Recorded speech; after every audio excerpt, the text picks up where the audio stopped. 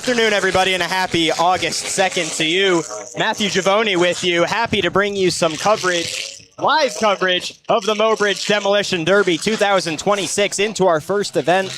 Apologies for getting started right at the first event. Unfortunately, we didn't realize that we would be live streaming here today, or I didn't realize I'd be live streaming here today until about 20 minutes ago, so it was a bit of a scramble, but we are here. This was heat number 1 of the 2v2s, and in the orange and grayish cars, that was Fuggum up against WCD in the blue and black cars. Very spirited Demolition Derby run right there through our first event.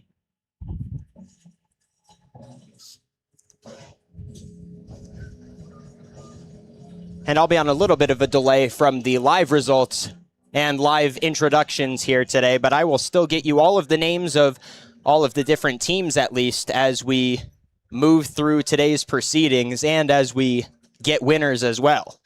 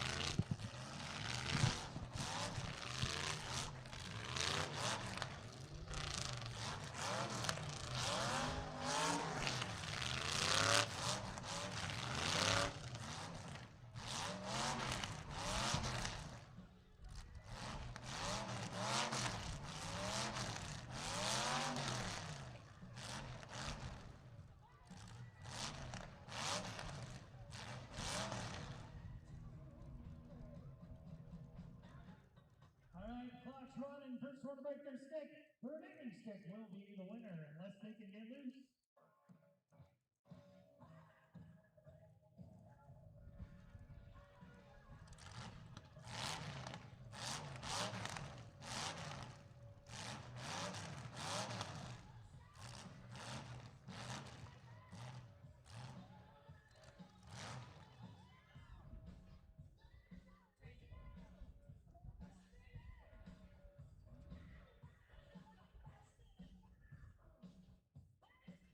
That's Team Button in the gray and orange. Lonnie Olson, Austin Butler of Minnesota.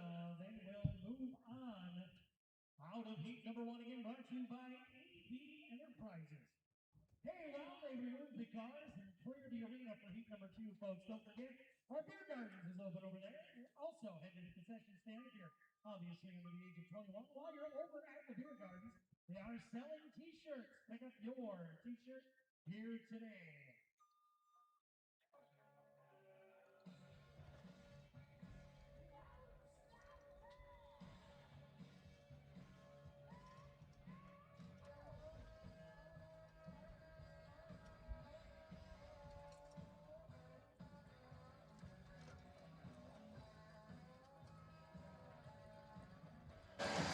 And we do have the results from 2v2 round number 1, Team Fuggum. That's Lonnie Olson and Austin Butler. I actually got a chance to talk to Austin Butler earlier today while the cars were all getting checked, such an important part, and he showed me around his car a little bit. All that footage will be available through the Dakota Radio Group Mobridge Facebook page over the coming weeks. But some really cool interviews, a lot of cool people that we got to talk to today. Austin Butler, just one of the many that emphasized how much fun that they want to have during this sport, but also about how much that they take safety into account. And you see there at that first one, if you need to get out of your car for whatever reason, you're totally allowed to do that. They'll stop the proceedings. And that's why we did get a little bit slower as it continued to move on through round 1. Again, unfortunately, I will be a little bit delayed with the names here today. I can tell you that the 2v2 round number 2 will be between teams Fat and Sassy and Thunder and Lightning. And we'll get you more information over who the actual drivers are for those teams as we continue to move through the proceedings here today. But a lot of excitement as they reset the field here.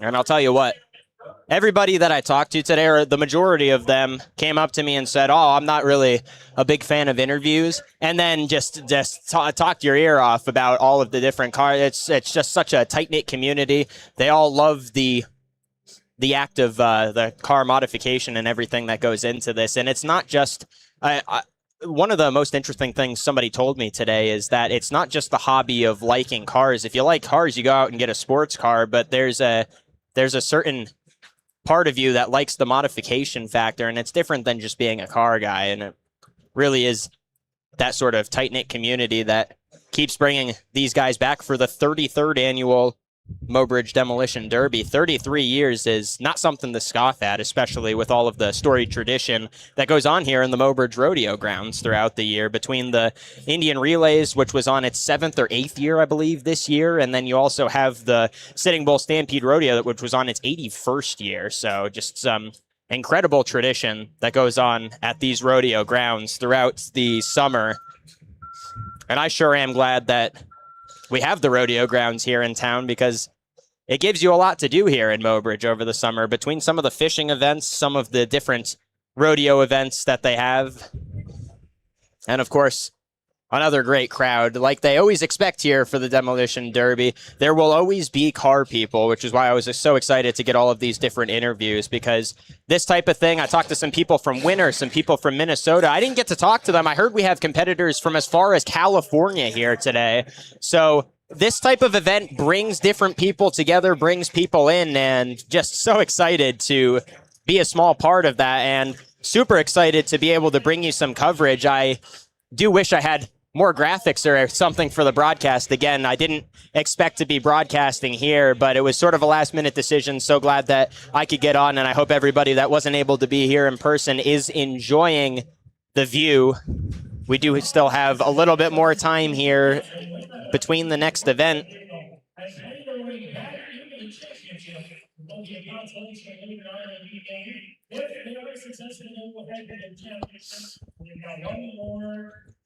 And you notice there still are two cars out there, too. They might have gotten gridlocked.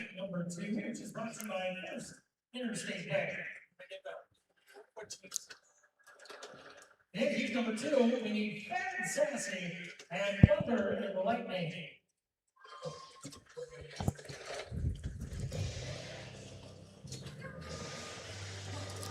Awesome. Thank you so much.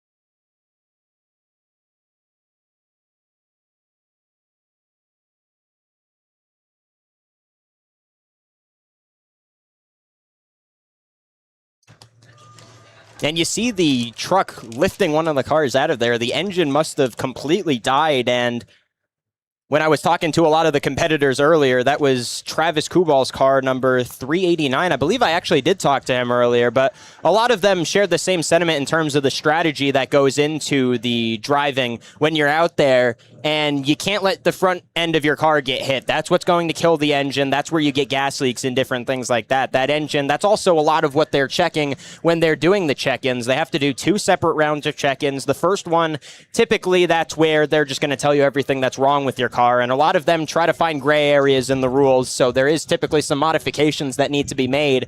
And then you come back the second time, you make all the changes that the judges tell you to make, and one of the big things is they're always checking that engine, and when it turns off, that's basically your derby over. So number 389, Travis Kubal, that was his car getting lifted out of there. Just part of the strategy that goes into it, and if you can turn somebody else's car off, you'll certainly take that as well. Team Fat and Sassy, as well as Thunder and Lightning, entering in now. I believe this is Thunder and Lightning, the black, orange, and silver. That's Derek Orth and Jace Lip. I talked to both of them earlier. Derek Orth is the one that got me out here. I thought he was the sort of the main event organizer. It turns out that he's just one of the guys that's been competing in this forever. He said his dad used to compete in it back in the day. So throughout generations of his family, they've been competing in the Mobridge Demolition Derby all 33 years since it started back in 1993. And you love to see stories like that for families continuing to come back. And I've got just so many stories of the different family traditions that we got to see here. All 4 cars lined up as we get into round number 2 of the 2-man teams.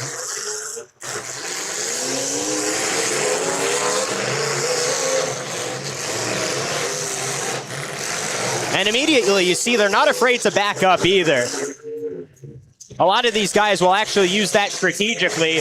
The rear end of your car can get as dented as you want. Most of the cars already have a dented back. The only big rule that they have for safety reasons is that you're not allowed to hit the driver's side door on purpose.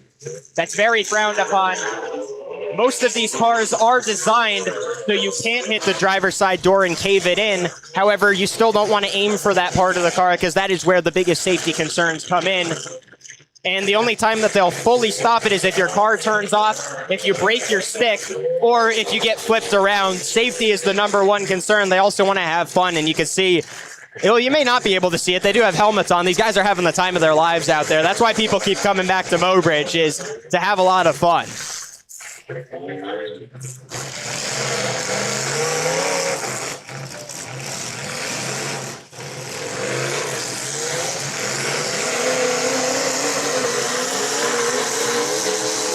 All 4 of them kind of lined up. You do see the flaggers all around the tires. You're not allowed to go outside the tires. They do have many different officials around there making sure that they're not leaving the general area. But they have to watch out too, because those cars will run into those tires and they'll move back a couple of feet. The driving area does tend to expand in the 2 minutes of time that they're out there, around 2 minutes of time that they're out there. And you can see the back end of number 57, that's Ryan Knapp's car from Mandan, North Dakota, actually seems to be falling off a little bit. And you'll get that with the back of the cars if they get hit too much. A lot of these are first-time cars as well. Some cars, you'll see that they do run, more than once. I know for sure, because I talked to them earlier, that Thunder and Lightning are both using first-time cars here today. And, they're dented before you get into the actual derby ring. But they're going to get even more dented, as you can see out there. Dirt just flying everywhere.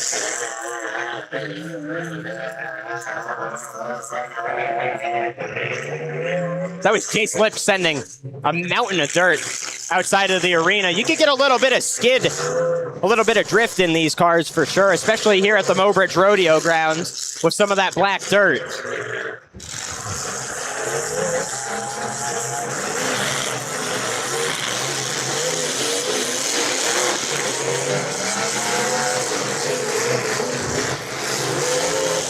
the first ever demolition derby, or the first ever demolition derby that's credited as a demolition derby, took place in 1958 in Islip, New York, actually my neck of the woods where I'm originally from. It's become much more of a Midwest tradition though, but you can trace the roots back all the way to the 1940s at county fairs. They loved these different car bumper shows once cars became more accessible to the general public. And you could see those roots even here today. Of course, the cars have gotten much nicer. The modifications have gotten much better, as we see some friendly fire there down between both of the teams. But really, you could still see that tradition, and there's so much of that they still want to carry into today. The cars are always going to get better. The drivers are always going to get better. But it's all about putting on a show and having fun. They're certainly doing that out there here today so far.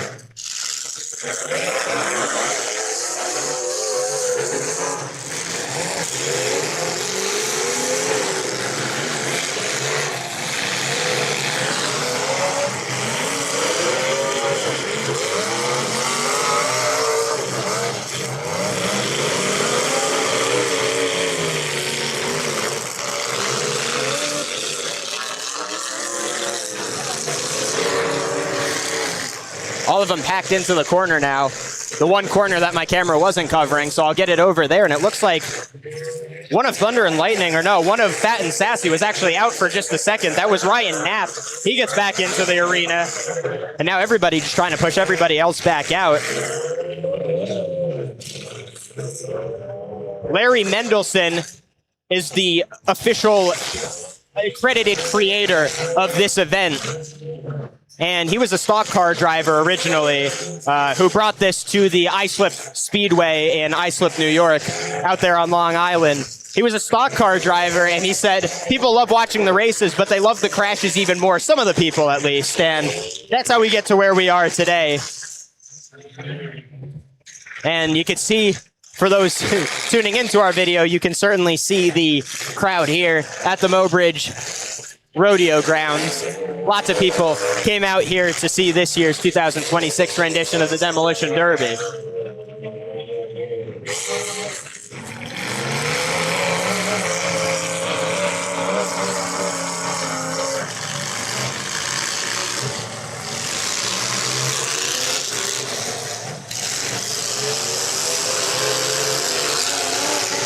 And it appears one of the cars actually has a dead engine.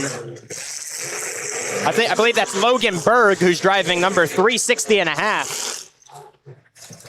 And his car is no longer moving. Meanwhile, the back end of Ryan Knapp's car is completely bent in on itself.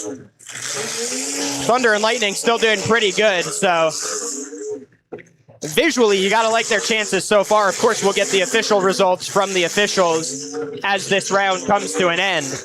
But Ryan Knapp still performing very well out there, despite the condition of his car.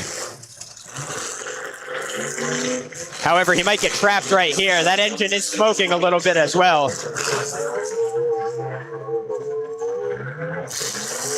And for those wondering who haven't paid as much attention to Demolition Derby, no, there's not air conditioning in these cars, so it's about 90 degrees out today. It is probably well over 100 in those cars. Imagine sitting in a sauna while also driving in a car. That's basically what it must feel like in there, with the helmet on and everything too. I imagine you lose about a pound of water weight in each Demolition Derby race.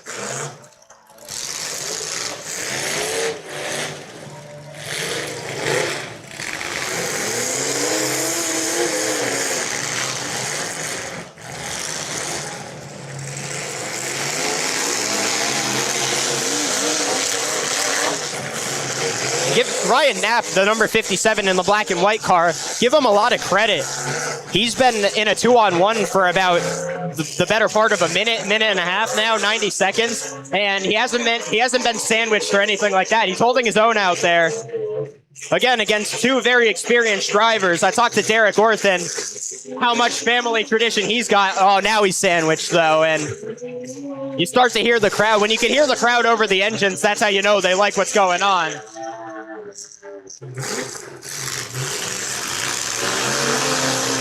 Just an incredible show of driving, though, from all of these different racers. Very different event than many other motorsports. And they certainly put on a show as they do get away from the flag.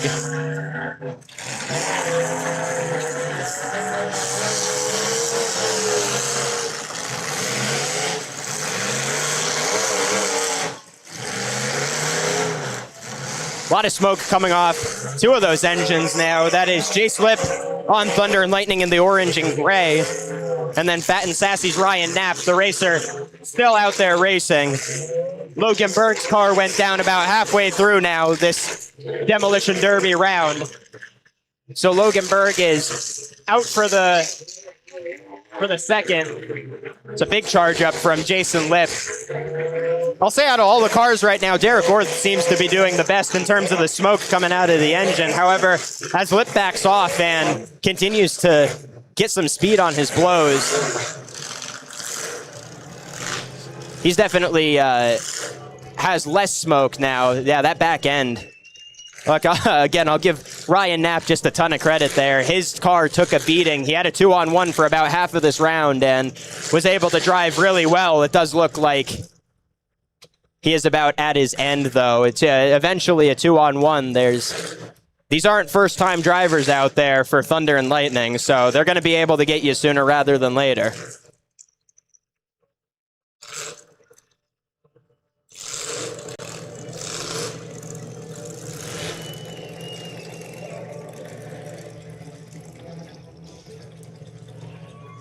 And the flaggers wave their flags for the end. Applause rained down.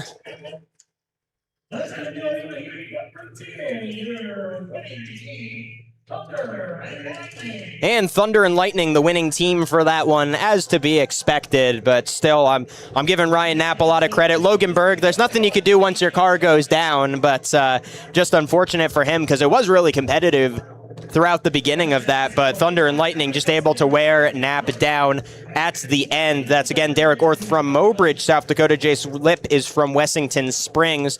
We'll let them clear the track here. We're going to take just a quick commercial break. We'll come right back in just a second. Stay tuned. This is the 2026 Mobridge Demolition Derby.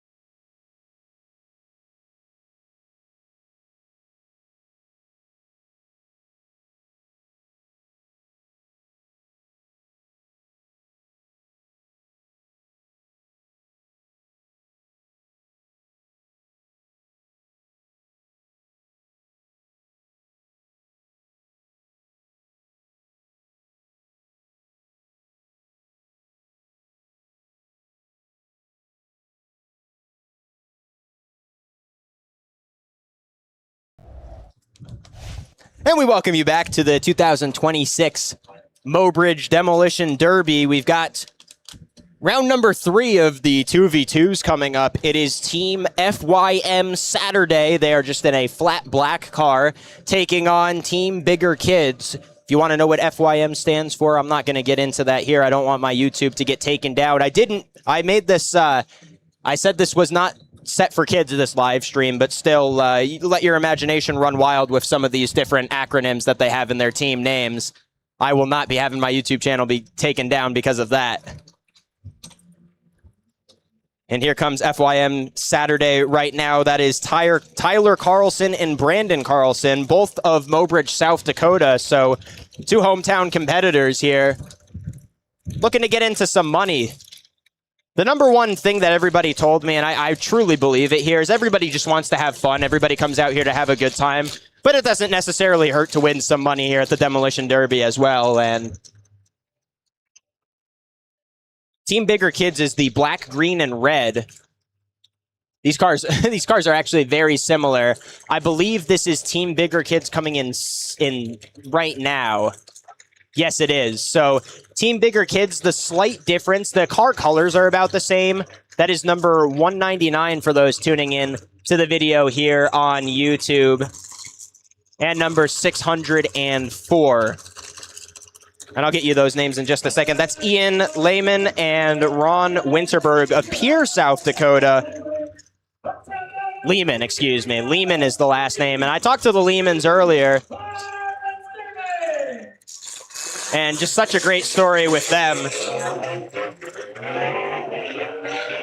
The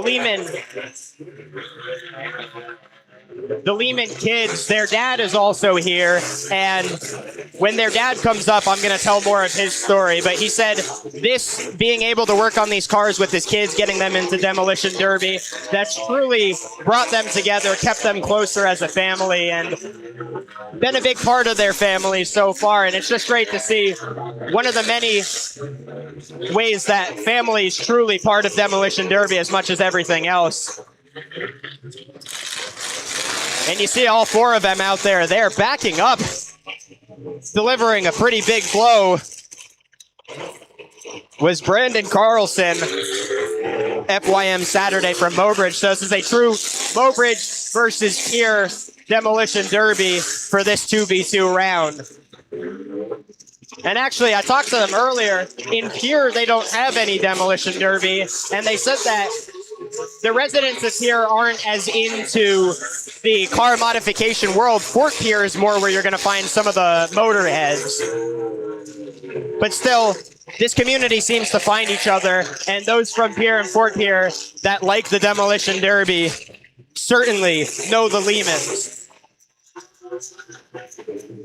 As that is a massive hit there from Tyler Carlson, FYM Saturday, delivering some big blows early in this one. And in terms of the racing strategy, it's all about angles and picking your shot. We've certainly seen the Carlsons do that so far. As there's a car, the first mount we've had today. That was Tyler Carlson, who was on top of Ian Lehman's car. Now has him in the corner a little bit. It's been a good run so far for the Carlsons. All four cars still in this, though, and you saw in the last round, your car shutting down, that's the most devastating thing that can happen, because the 2v1, you're just able to start taking out everybody else. Team Bigger Kids. Ron Winterberg especially, getting in there with that backup strategy. He's played a lot of this Demolition Derby round in reverse.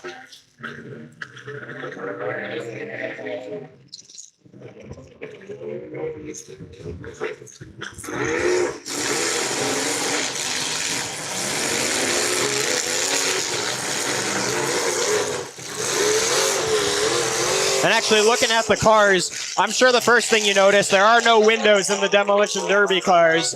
There's some real, I believe at least, from videos I've seen online, there are some insane Demolition Derbies where they'll let you keep windows on. Of course, for the driver's safeties, they don't have windows. They are all wearing helmets. The back isn't actually that different. That's why the backs are so caved in and dented, and sometimes you'll see them really caved in like we did last round, and even a tire caved in there. That is the number 53 Tucker Carlson of FYM Saturday, whose front passenger tire is caved in.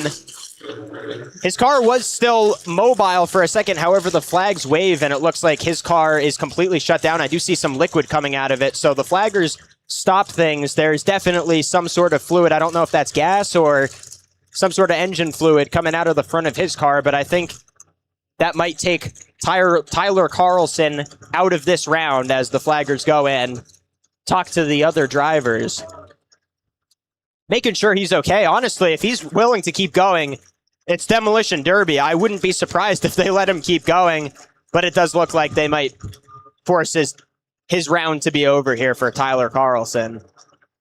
And they do have some firefighters on standby, and there's two firefighters here from the Mobridge Fire Department who our live PA announcer, Spencer Gosh, made the comment, and I'll second his comment that the fire department's had an interesting 24 hours. There was, unfortunately, a large fire right here in Mobridge yesterday. Thankfully, no injuries, no casualties, nothing like that, but just one of the buildings on the west side of town caught fire late last night, so the firefighters, of course, had to go and take care of that issue. And now out here today, making sure everybody's safe. And with fluid coming out of the car, they want to make sure that nothing ignites. That's the most important thing here. Team Bigger Kids still in their cars, but now one of them's getting out. And you don't necessarily see it in the actual pit, but there is a lot of handshaking. One of the best quotes I think I got today is, we all look like we hate each other out there, but then at the end of the day, we can all go still and get a beer together. And I think that's definitely the sentiment, especially in something like this where, you know, if the car shuts down, they're shutting it down for safety reasons. You just get out, shake hands, and move on to the next one. And that's what all of these guys are going to do here. As now the members of Team Bigger Kids also getting out of their cars. Again, that's Ian Lehman and Ron Winterberg, both of Pierre, South Dakota. And such a great story with the Lehmans and the family tradition that they're starting to create in Demolition Derby.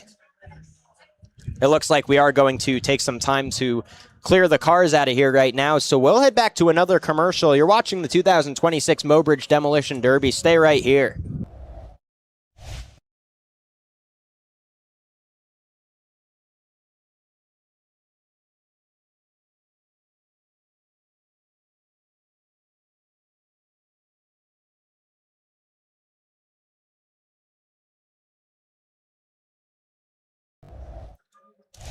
And we welcome you back into the 2026 Mobridge Demolition Derby. As I hope the cars aren't too loud to make the audio a little distracting here. I'm still figuring out what setting the crowd mic should be on. If you think the cars sound loud, you should try being here in person. You can barely hear yourself think. We've got two more teams coming out here. BTA in the black, orange, and purple coming up. That's Isaac Lehman of Pierre and Dawson King of Faith, South Dakota. And then Calistota Style, who are our champions last year. That's Jesse Williams of Susanville, California, and Chris Lancaster of Minnesota. So the champions last year, certainly not hometown favorites, but everybody's a favorite here. That's just to get out and see the performance is really what draws everybody out here. Calistota Style is going to be in the red, white, and blue, and they're making their way over to the main rodeo grounds area right now. If you've never been here to the Mobridge Rodeo Grounds, and by the way, thank you so much to everybody. Again, this was not a planned stream. I started the stream as the first event was going on. We didn't know we would be doing this here today, so everybody who is tuning in and taking time out of their night to watch and support the Demolition Derby, it means so much. You know, we don't have any financial sponsors or anything for this stream, but just getting some sort of recognition and having eyeballs on the Demolition Derby is just what it's all about. So we thank everybody so much. We love being able to promote all of these hometown and home area things here in Mobridge, in North Central Mobridge, where really the Mobridge Rodeo Ground is the place to be if you're ever looking for something to do over the summer. So thank you so much, everybody, for tuning in. I hope you're enjoying the festivities so far. I'm going to try to keep you as entertained as I can. Again, first Demolition Derby I've ever been to, minus one that I think I went to one when I was way younger, but I don't remember for sure if that was technically a Demolition Derby or not. And the Power Wheels Derby for kids is coming up after the two-man team heats. And I believe, I will be corrected if I'm wrong, I believe that's going to be on lawnmowers, which, of course, rideable lawnmowers, but that's going to be very interesting. That, I think, will be a little closer to bumper cars, which is what you see at basically every big county fair out there. Still a lot of fun. If you were here for any of the days of the Sitting Bull Stampede Rodeo and got to see the mutton busting, I imagine it'll end up being very similar to that, and that was a whole lot of fun every night that they were able to do that. So maybe the kids will be a little bit older, but still just a whole lot of fun here in Mobridge. Then we're going to have the compact class, consolation, the chain class, an intermission event, and the championship. Still so much more to come here at the 2026 Mobridge Demolition Derby. as they continue to get the track ready for the next event. I'm trying to peer around the corner here from the Crow's Nest to see if we have the other. We do actually. I'll give the Mobridge Demolition Derby drivers a lot of credit. They are lined up and ready to go on time, and not to point fingers, but there's some other events, the rodeo sometimes, not all the time, but sometimes the rodeo competitors need to be reminded several times when their time is up again. They all made it to where they needed to be eventually, but it's just funny because I think Demolition Derby, you get that mentality of, oh, well, you know, these guys are going to be late. It's their Demolition Derby drivers. Well, they've been on time. Everybody I've talked to today has been very respectful, and you know, despite most of them saying they're not good interviewers, they've all been pretty good interviews as well. So again, that's going to be all of those interviews and all the video footage that I was able to collect today that'll be airing on Dakota Radio Group Mobridge on Facebook sometime over the next 2 weeks. So everybody that's excited to hear more about the background and the family tradition, what goes into making this event and really all sports in South Dakota special, within the next 2 weeks, that'll be on Dakota Radio Group Mobridge. And we thank everybody so much. The support on Dakota Radio Group Mobridge Facebook has been outstanding over the past year that I've been here. And I got really nervous because I'd never posted anything to Facebook. I never even had an account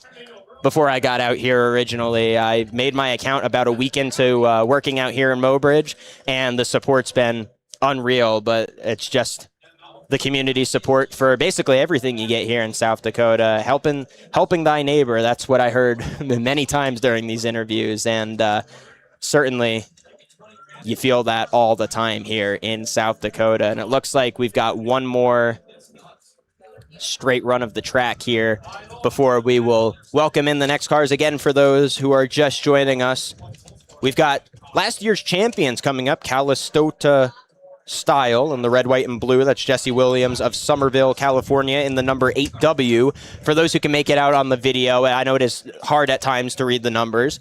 And then Chris Lancaster will be in the number 7 car. He's from Minnesota. That's Calistota Style, last year's champions. And they are taking on Team BTA. Again, one of those acronyms that I'll let your imagination do the work for you on what that actually stands for. That's Isaac Lehman of Pierre, South Dakota, and Dawson King of Faith, South Dakota. Isaac Lehman will be in the number 51. Dawson King in the number 151, and their cars will be black, orange, and purple. And I challenge everybody to keep their eyes peeled for specific details. There was not a real cat, but a fake stuffed cat in one, and I'm forgetting off the top of my head what car that was, but the joke was somebody's daughters joked around that they have a lot of cats around their house, and that the cats wanted to always get in the car and come with them to the Demolition Derby, so they got a stuffed cat. There's a Wreck-It Ralph in one of the cars too, and when we see that car later, I'll tell you the story about that, because it's a really great story, so one that I definitely want to share here as well. But just little pieces of customization for these cars that I challenge you to keep a lookout for, because as much work goes into the welding and all of the mechanical aspects, there's also a sense of personalization. This is Calistota Style coming in here.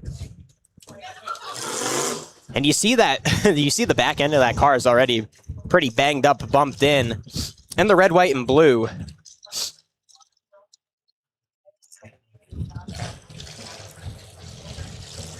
And I am going to do my best to talk to all of the winners today as well. Unfortunately, I will have to wait until the live stream's completely done. So if they leave before I'm able to get them, hopefully I can do something over the phone, because I would love to get winner interviews as well. But I talked to a lot of the drivers beforehand, and I'm really excited to share some of the things we found out. So BTA, black, orange, and purple. There's not much orange on that. It's mostly black and purple. Calistota Styles in the red, white, and blue. The blue hoods of the car, the white front bumper and back hood, and then the red sides. As they're off for the 4th out of 5 2v2. Or no, this is the 4th out of 4 in the first 2-man heat. There is a bye because we had an odd number of teams. BTA immediately had somebody out. That was Isaac Lehman. Again, get used to that Lehman name because we have a couple of sons and then a Lehman father and then just a couple of others that work with the Lehman kids in the shop.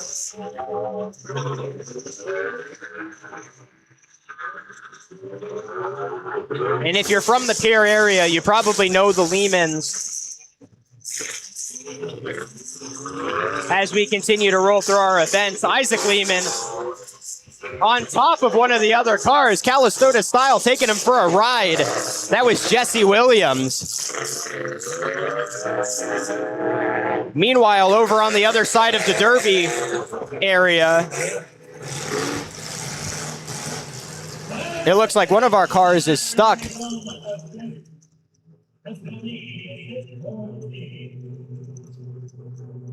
They're trying to get him unstuck on one of these giant, they look like monster truck or potentially old tractor tires, but he got wedged from Team BTA. That was Dawson King. Again, from Faith, South Dakota, and just one of the many people that works with the Lehmans. I just heard so much about the Lehmans and their shop and how many people they help out these two kids, how they've gotten involved with their father and modding the cars that way. And again, just more. I do want to save some of the stories. I talked to them a lot this afternoon, and I want to save some of them as we get into further events. All the flags raised in the air. It looks like we will continue as normal. Already some exciting moments in this one, though, as we saw a car mounted.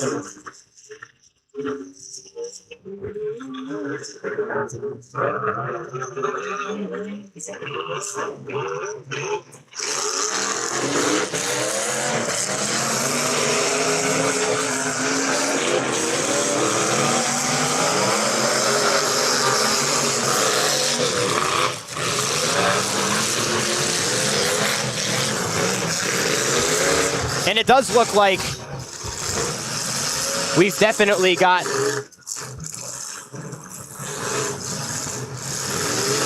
I'd say pretty even so far. At the beginning, it looked like Calistota style was going to run away with this one. I will say the hood, or no, not the hood, the rear of Jesse Williams' car, really good for mounting the other two. We've seen BTA up in the air a couple times with tires off the ground. And the flaggers waving their flags once again. The official sees something. They have to get these drivers' attentions, and something came off of one of the cars. That's some sort of spring.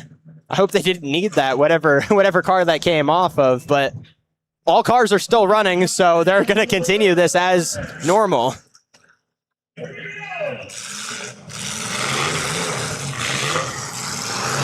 Absolutely incredible.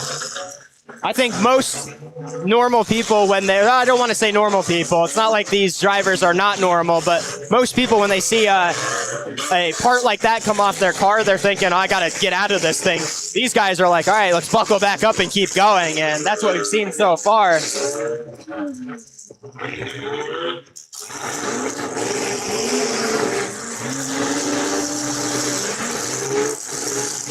Now it's actually Jesse Williams from Calistota Style who had a tire off the ground for a second.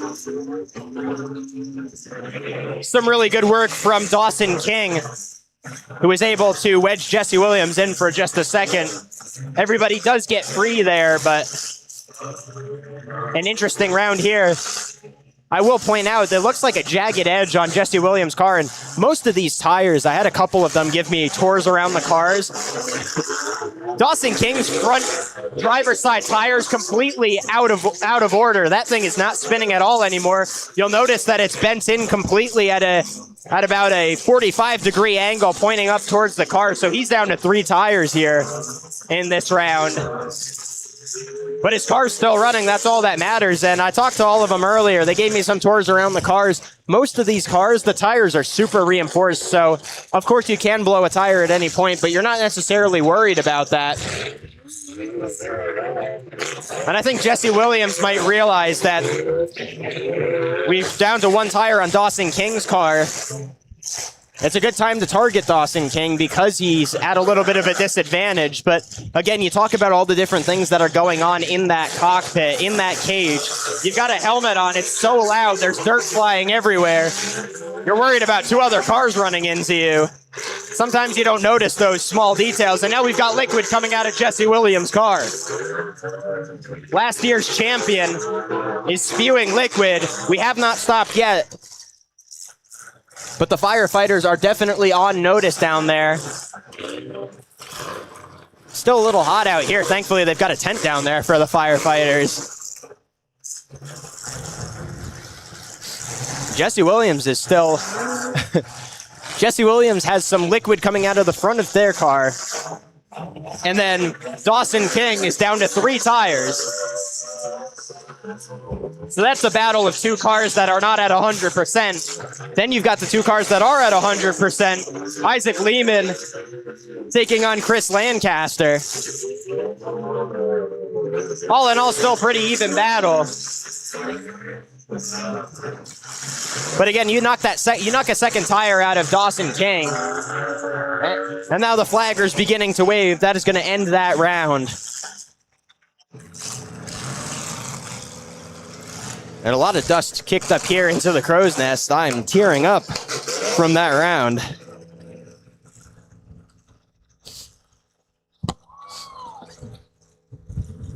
Some cheers from the crowd. That was an impressive run for... I'm going to have to give my personal MVP. I'm not an official judge here or anything. They're still going. I thought they were ending it right there. They were just waving the flag, I guess, to check on something. We are back in action. However, it looks like Dawson King is finally out of the running here. Maybe that's what they were flagging down, the fact that Dawson King's car is done and out of the race. However, he gets a little nudge from his teammate. Isaac Lehman looking to get his car back in action. He might have 2 tires out. I think that's the problem right now for Dawson King. Oh, and we've got movement from King.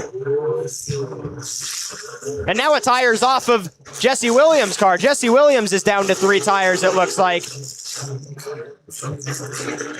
Yeah, the front driver's side tire on Dawson King and Jesse Williams' car are both out. Jesse Williams' driver's side doors also dented in perhaps a little bit more than the judges would like. However, they're letting them continue. It's really down to a 2v2, though. Jesse Williams still has movement. Dawson King looks to be out of it completely at this point.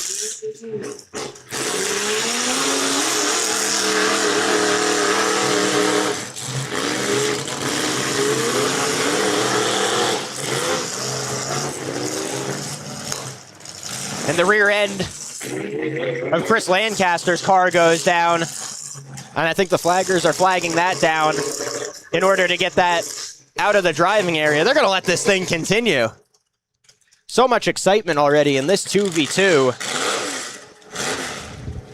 And with this stoppage, they'll give Dawson King a chance to get out of his car. I'll be honest, he drove most of this round with 3 tires, so give him a lot of credit. That was some impressive driving.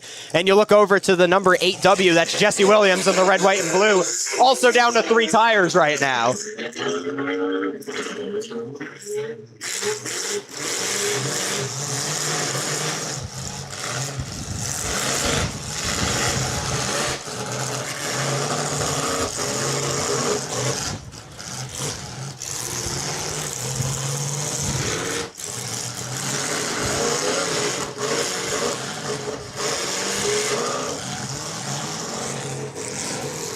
Isaac Lehman still holding his own. Chris Lancaster, it still seems to be at full strength. Jesse Williams goes back in for another hit, though. Jesse Williams has a completely horizontal tire on the driver's side, on the front driver's side of the car.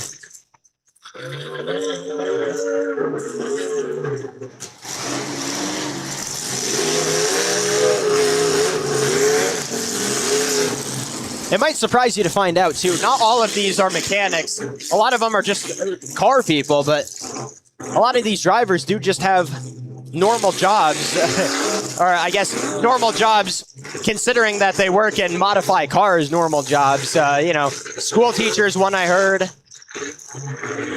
Just average, everyday South Dakotans that you know, at night, get a couple friends. For a lot of them, get your kids in the garage, and it's just such a great passion, such a great hobby. Jesse Williams, unreal how that car is still operating with the tire and the condition it is.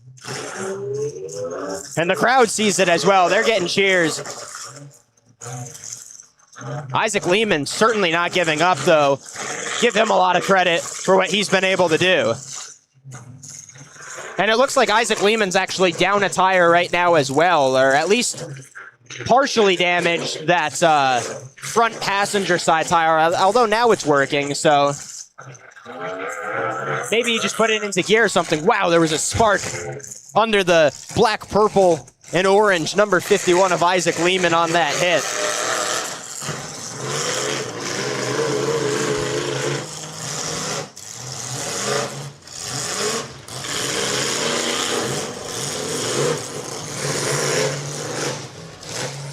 And Jesse Williams is still impressing with the condition that that tire's in, being able to stay a part of this round.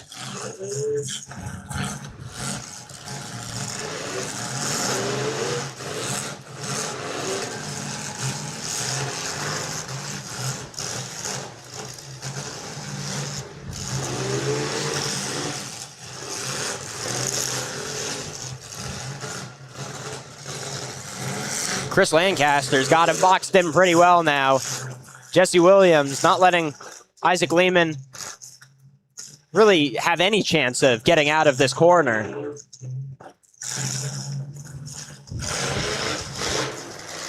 And it's almost like sumo wrestling at this point. You got to get back in.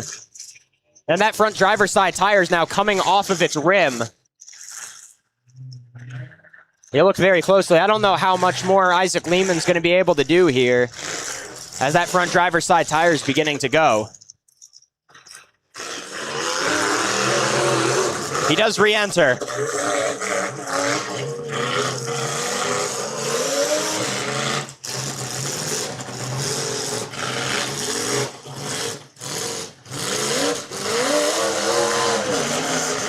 Wow. The power displayed by 8W. Jesse Williams' car. One of the few drivers, unfortunately, I wasn't able to talk to, and I'm sad about that because Jesse Williams is out of California, the furthest traveled here. Unfortunately, I was not able to get him for an interview earlier. And just an impressive driving performance here against Isaac Lehman, who really, it's been 1 versus 1.5. However, Jesse Williams has been able to make it a 1v2, or a 2v1, this whole time. The round is finally over. The crowd begins to applause. And now the final fourth heat of the day. Your victor, Calistota style will get the win. Again, Jesse Williams and Chris Lancaster. We've got the Power Wheel Derby for kids coming up next. We are going to head to another commercial break. There's some cars that are going to need to be cleared after this one, and similar to a Zamboni in hockey, we've got the Bobcat tractor out there ready to reset the dirt right here at the 2026 Mobridge Demolition Derby. Hey, that was just the beginning. We thank you so much for tuning in, but stick right with us. We've got a lot more coming up in just a little bit.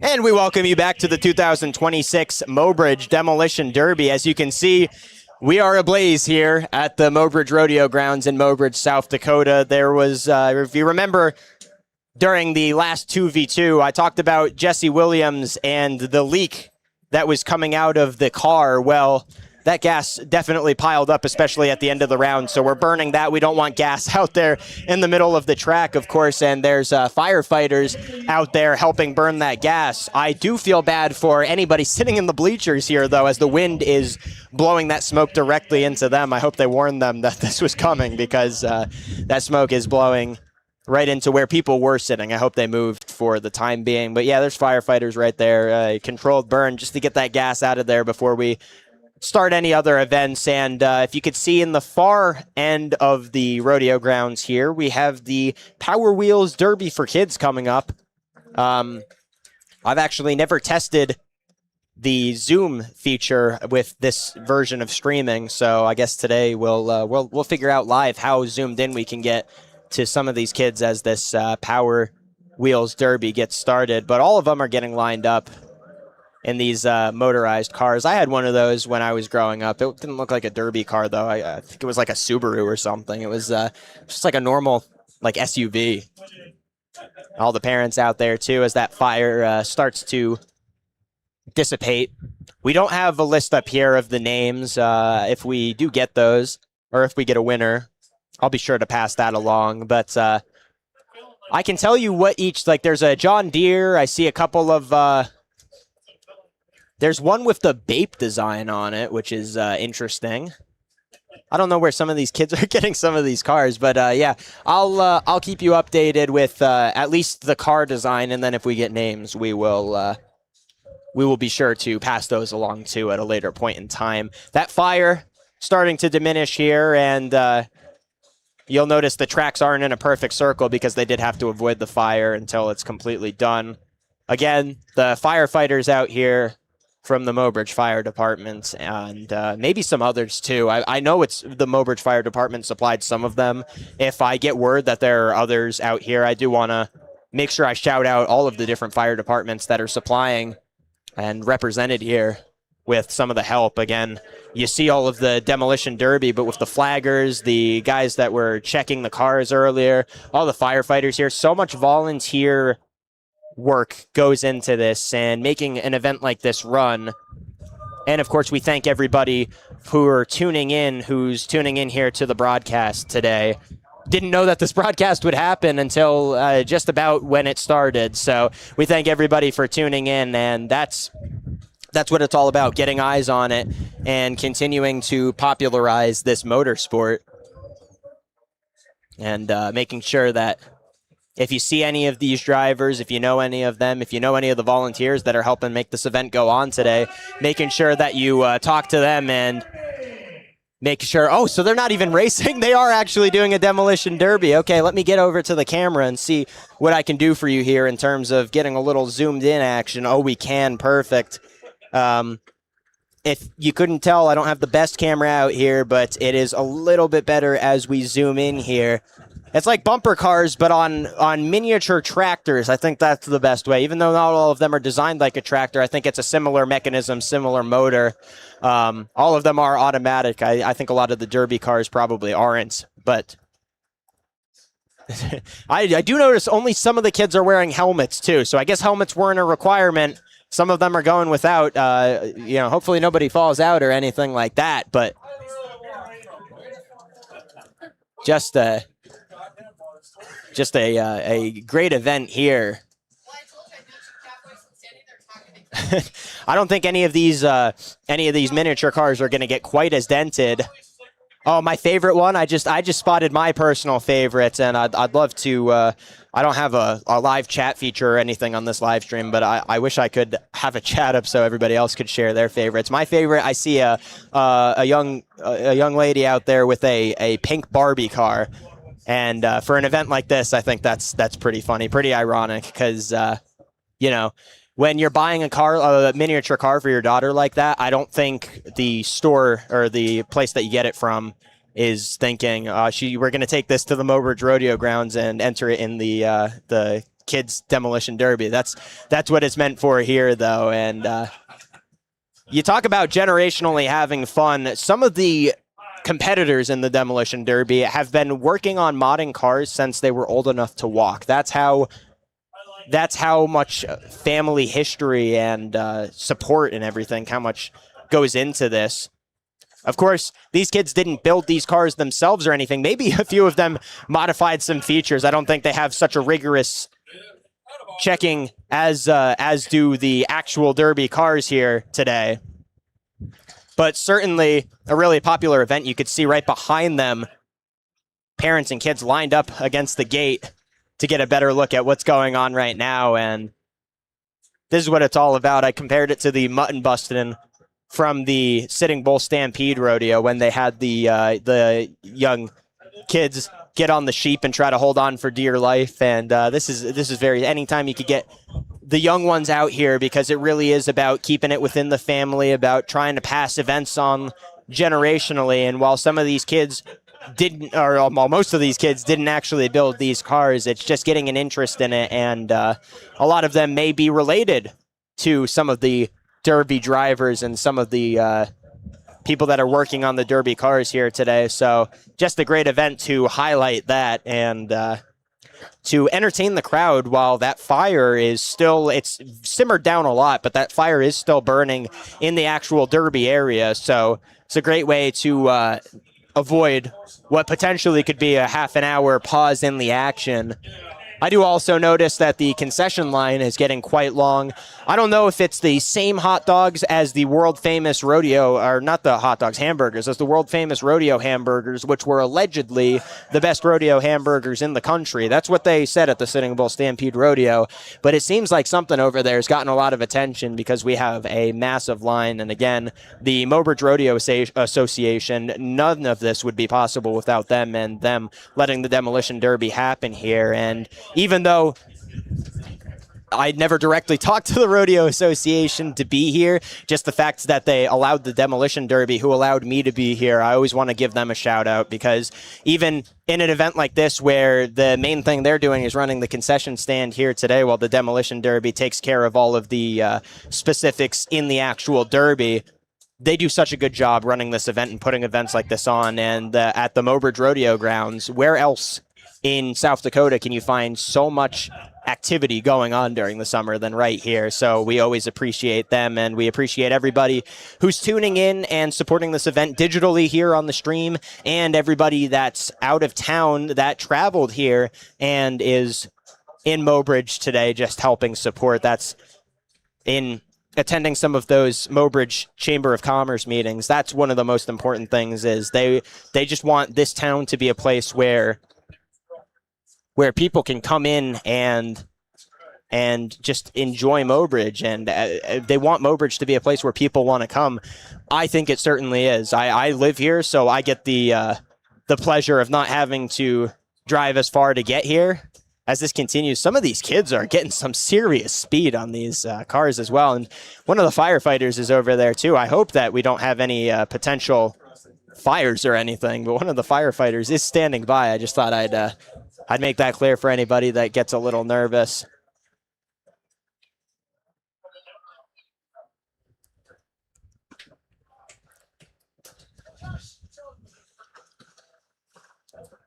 Such a great event here still. And just to remind everybody coming up, for those who didn't hear earlier, after the Power Wheels Derby for kids, we've got the compact class, consolation, the chain class, the intermission event, and the championship. So still plenty more to come here from the 2026 Mobridge Demolition Derby. And if you missed anything, I don't know when exactly it will be, but I'm going to get this entire live stream over to the Mobridge Demolition Derby. It will be available for you to watch back forever on their YouTube channel once we're done here with our live stream here today. So you'll always be able to go back and relive some of the best moments from the 2026 Mobridge Demolition Derby.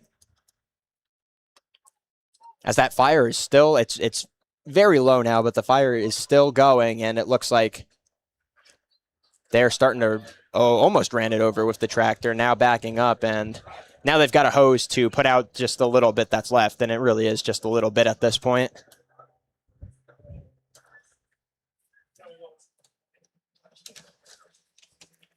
As the Power Wheels Derby for kids still moving on.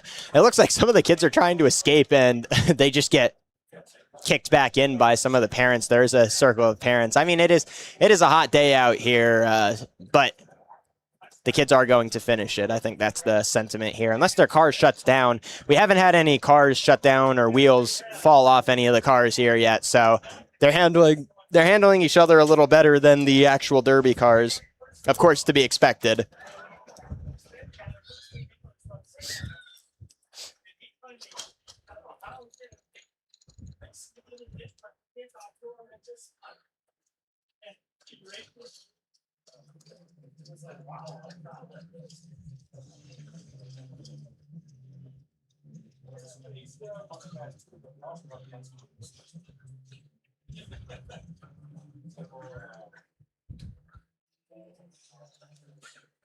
And now that tractor finally running over what remains of the fire as they try to get it to simmer down and finish off clearing the track for the next event here. And the Power Wheels Derby shifting a little bit. It does look like some of the cars are pit stopping now, so running low on gas, some of these are. But still plenty in the action. My choice for the winner, the Barbie car, is still out there. I just think that's so funny in an event like this.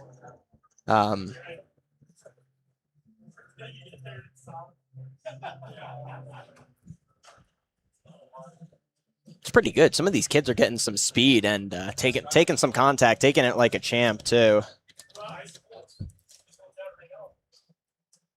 It's a little more extreme than you get with bumper cars, I think. And the flag waves. The Power Wheels Derby comes to an end just as they're finishing up getting the track ready for the next main Demolition Derby event. So we're going to head to a quick commercial break and reset here before we get to our next event. We'll also hopefully get a winner's name for you if they do announce one. I think it's the type of event where everybody's going to end up winning some sort of trophy, but if they do announce some sort of winner or get names up here, we will get those for you when we come back from commercial. You're listening to the 2026 Mobridge Demolition Derby.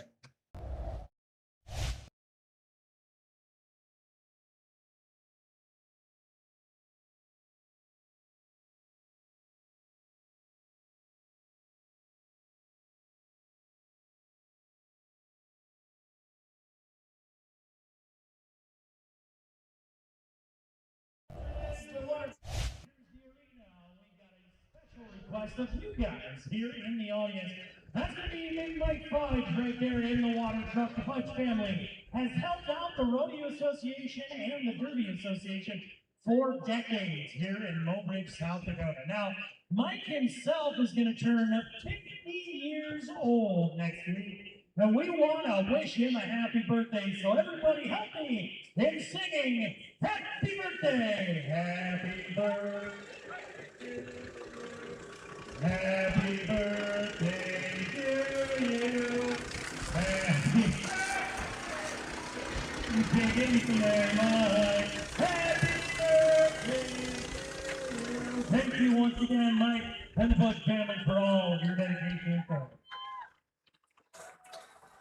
For those who couldn't get that, I tried to get the crowd mic to pick it up as much as possible. That is a happy birthday being wished here to Mike Fudge, his 50th birthday, and he's been helping out the Demolition Derby and the Mobridge Rodeo Association for such a long time, him and his whole family, but they wanted to wish him a special 50th birthday, and from what I heard, they did some sort of surprise thing for him last night, but then the entire crowd, and now as he's passing the crowd, he's there in the truck watering all of the dirt around the Derby arena, and I heard some shouted happy birthdays, so a great way, hopefully, unless he's one of those people that doesn't like to celebrate their birthdays. I know a thing or two about that. I hid in my house during my birthday, but if you do like celebrating your birthday, and that's just always a nice gesture because it means so much to the Rodeo Association and to the Demolition Derby. And I talked about it earlier. Events like this simply just do not run without all of the volunteer work and all of the different help that goes into this and all of the community support that goes into this. So an awesome gesture for the happy birthday singing from the crowd, and Mike Fudge just means so much to this whole operation and what's going on here. So it's just great that they were able to wish him a happy birthday as we have our first compact driver entering the arena. That's Jaron McCreary, number 97. So far, the only compact vehicle that's entered the arena. It's looking like it's going to be an easy win for him if we get nobody else out here. Jacob Feist, Gavin Silbernagel, Kelly Silbernagel, and Jason Gustafo as well as Jason Bora, I believe, are going to be here competing in this event.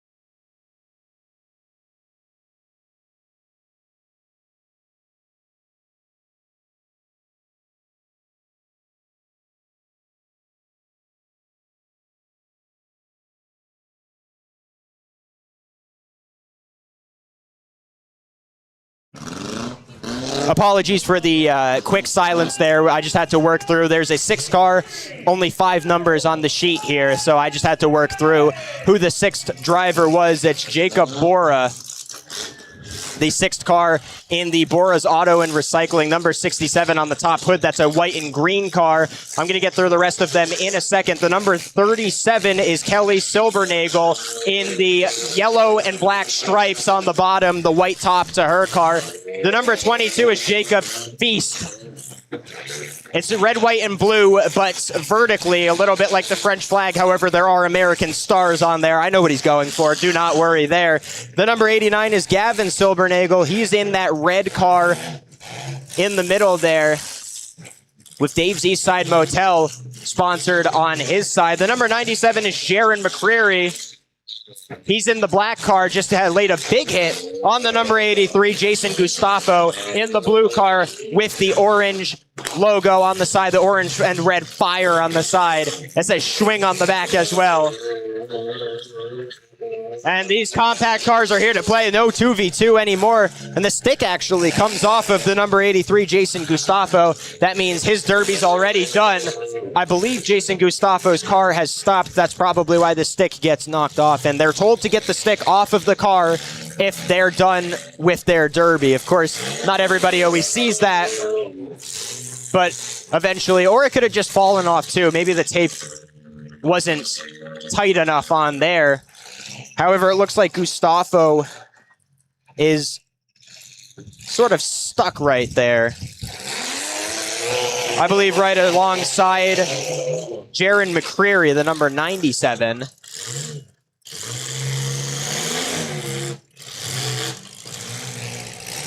Gavin Silbernagel, his car is definitely compact now if it wasn't before. That's the red car right in the middle now that the front and back are both smashed in.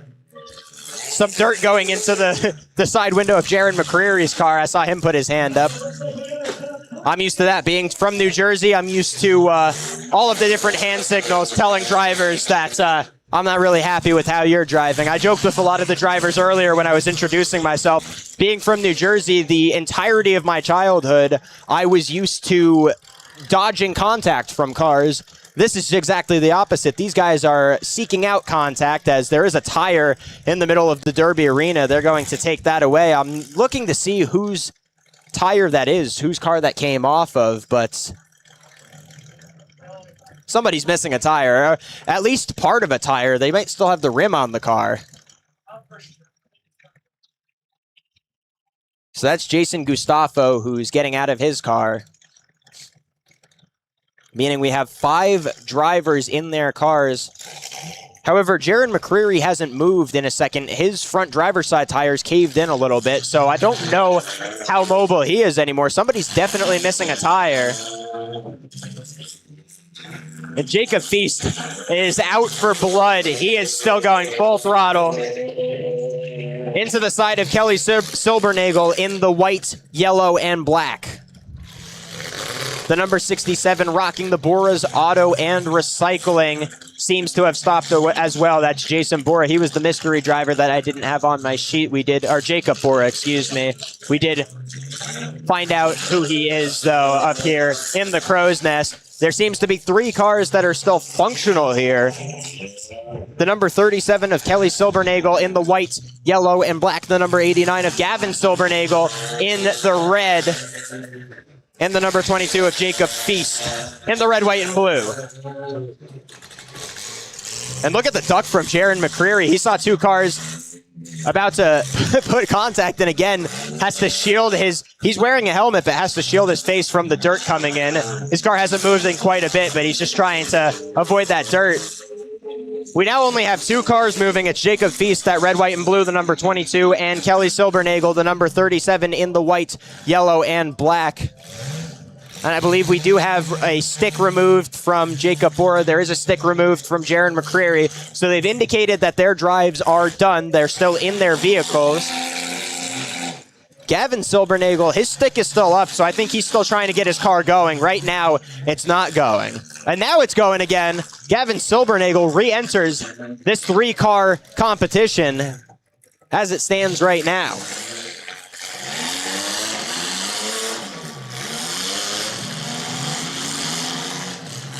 A lot different of a strategy here. There's not as much ability to kind of box in other cars and try to sandwich like you see in the 2v2. This is a lot more just trying to get as much damage done with each blow as possible while staying as safe as possible. Of course, with some of the broken down cars in the arena, though, as we're seeing now, Kelly Silbernagel actually finds herself boxed in a little bit from Gavin Silbernagel. And a bit of a light hit from Jacob Feast, who could have gone in. I'll say Gavin Silbernagel's car definitely is the most compacted in the compact car event. But he's still going. That front end is up. And the stick's still on for Kelly Silbernagel.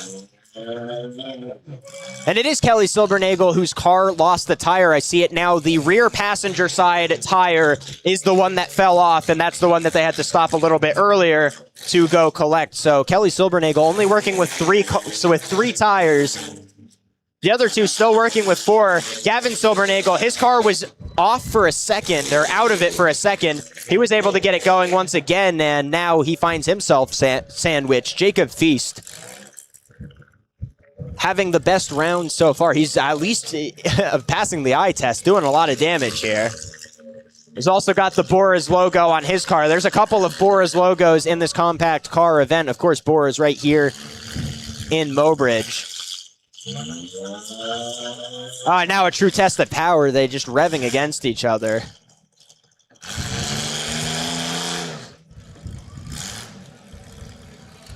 And it's been about 30 seconds to a minute since Kelly Silbernagel's car has been able to move, and it's not a great angle from up here in the Crow's Nest, but I believe I see Kelly Silbernagel reaching for the stick, so potentially done with this compact car event. I guess we'll see right now if Jacob Feast decides to run into Kelly Silbernagel or not.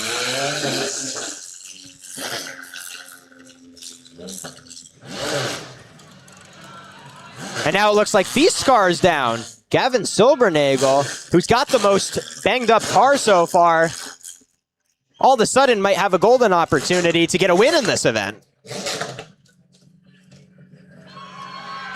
And the stick comes off. It's Gavin Silbernagel coming from behind. About halfway through that event, his car was completely stopped, and Gavin Silbernagel is able, and the handshake immediately, such great, and it's a community here. All of them, a lot of these cars probably have borrowed parts from each other's cars. They like to borrow each other's parts. They like to help work on each other's cars before the event. Gavin Silbernagel, an incredible run there. And Jacob Feist right behind him. I talked to Jacob Feist. He was one of the first people I talked to, and just another really good advocate for this motorsport and everything that's going on here in today's 2026 Mobridge Demolition Derby. And talk to me a little bit about, he's from the Mobridge area, but talks to me a little bit about everything that goes in, how everybody's so friendly and nice, and it was just one of the many cars. Actually, all of these cars were kind of parked at the beginning of the day, at least, right next to each other. So just so much camaraderie goes into it beforehand. But what an excellent win from Gavin Siebernagel, who's able to, again, he was completely stopped at one point, I think trying to get his car to spark back up, and comes from behind, and just the dramatic moment where Jacob Feist, takes his stick off and concedes at the end of that round.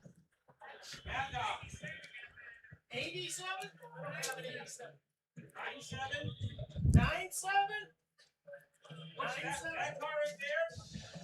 Such an incredible event, and there is some back and forth going on between the officials and Spencer Gosh, our public address announcer here for today's event. So as soon as Spencer Gosh gets that message across, I will also get it across. I believe we've got something else going on here. Again, Gavin Siebernagel, the winner of that event, just in exciting fashion. So congratulations, all the compact drivers. We're going to clear the arena and get ready for the consolation. Just such an exciting event and such an exciting win there. He come from behind. His car was banged up almost immediately, and he comes all the way back to win the entire compact event.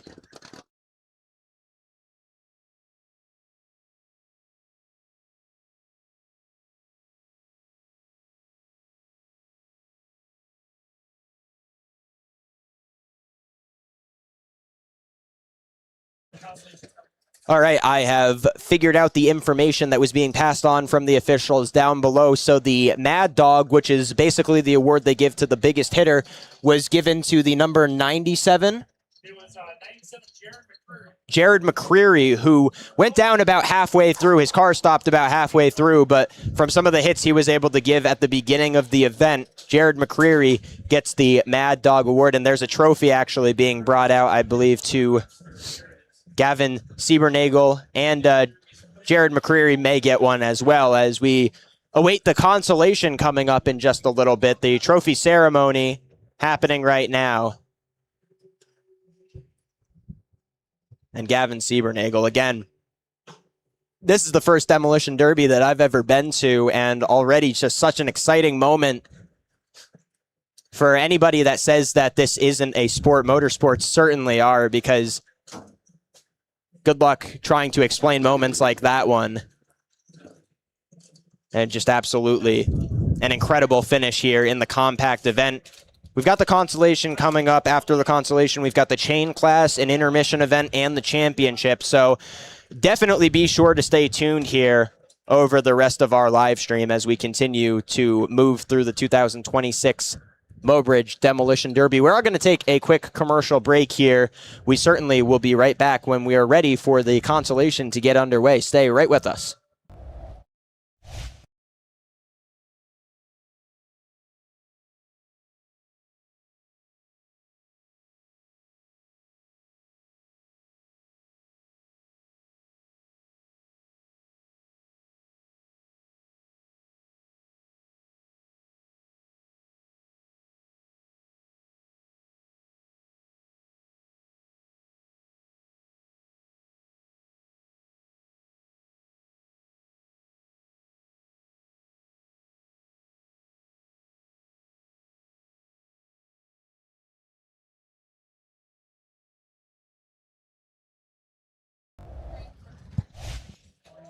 And we welcome you back to the 2026 Mobridge Demolition Derby.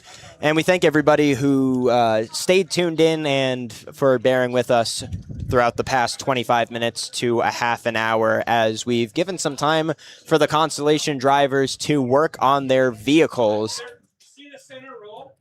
That has been These are, so to explain the consolation, actually, I should start with that. It is the losers from the original 2v2s who now have a chance. The winner of consolation will get to go to the championship. So the winner of this consolation will have the next few events to go back and work on their cars, and then they'll be in the championship. That's why we had the little pause in the action there. Now all of the consolation drivers are approaching the Derby-Way once again. We got word that every single driver who lost in the first round was working on their cars. Some of the teams will only have one car represented, though, as they were not able to get the second one up and running. So some of these cars will be fighting for themselves, basically, in this two-man event.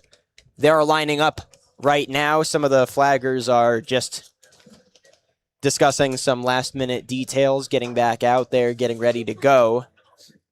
We have called them twice now, and, you know, in this type of event, as you can imagine, they're working on their cars until the last possible moment to get ready for this.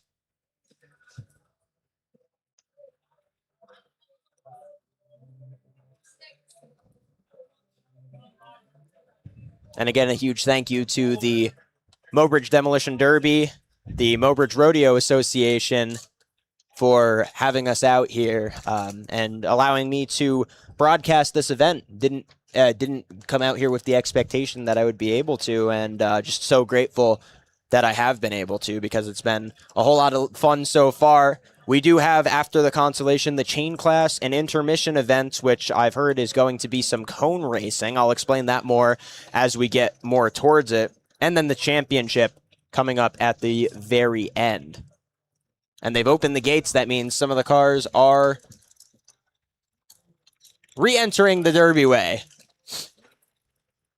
Just to remind you, the teams that lost the first event: WCD,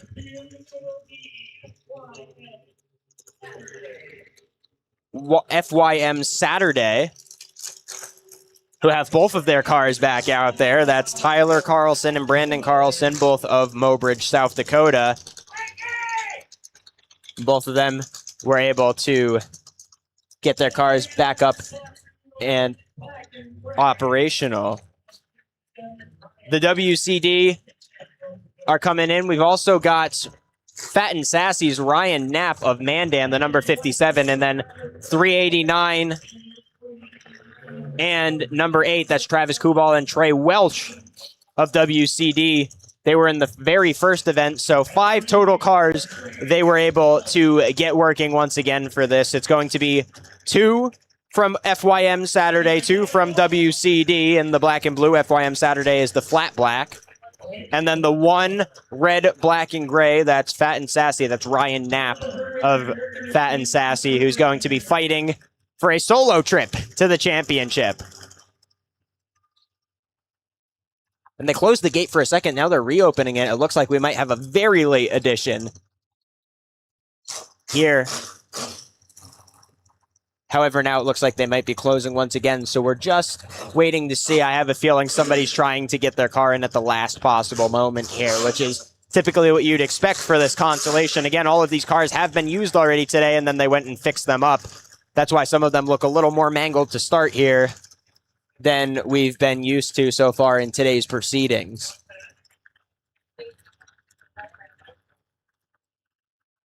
That gate still open.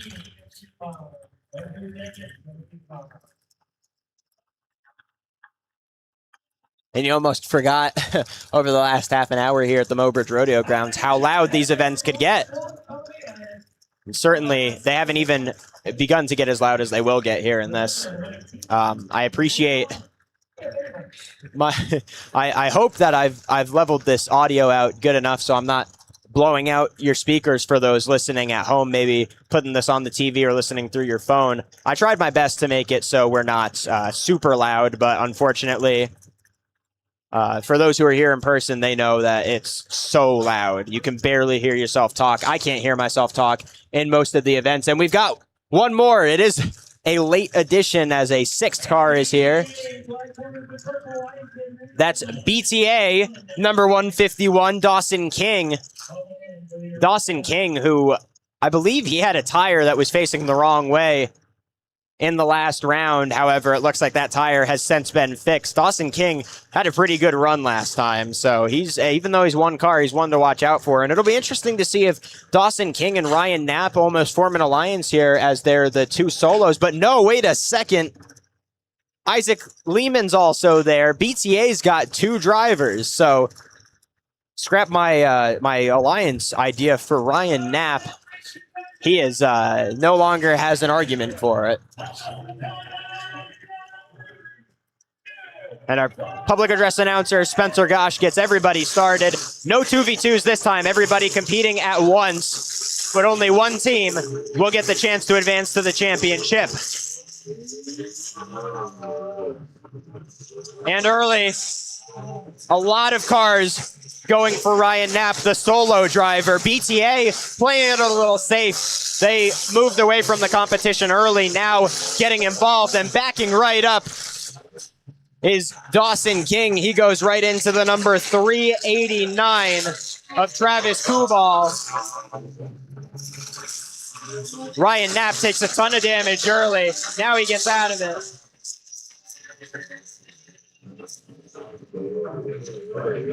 And now that's Dawson King of BTA under some fire. Ryan Knapp gets sandwiched between a member of WCD and a member of BTA.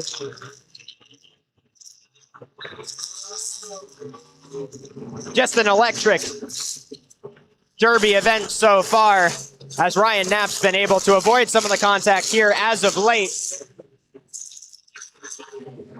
It looks like Tyler Carlson lost a little bit of juice there. There he goes. Right into the back of Travis Kubal, who's in between three separate cars from three separate teams. Ryan Knapp re-enters. His backside's completely caved in. And we thank everybody for joining what is one of the most exciting events we've had so far here today. And a lot of these drivers fighting potentially to get into the money. And as I mentioned earlier in the broadcast, the money's nice. Everybody's first goal is to have fun. That's what all of them said. You'll see all of them shake hands after the event, either here or they go off to the side and shake hands. But sportsmanship is off class. There's more sportsmanship here than you'll see in almost any other sport. That being said, this is a golden opportunity for a chance to get back into the money after losing their first derby event of the day. And it looks like 389 is down. That's Travis Kubal of WCD. Everybody else still moving. Travis Kubal may be done for this consolation.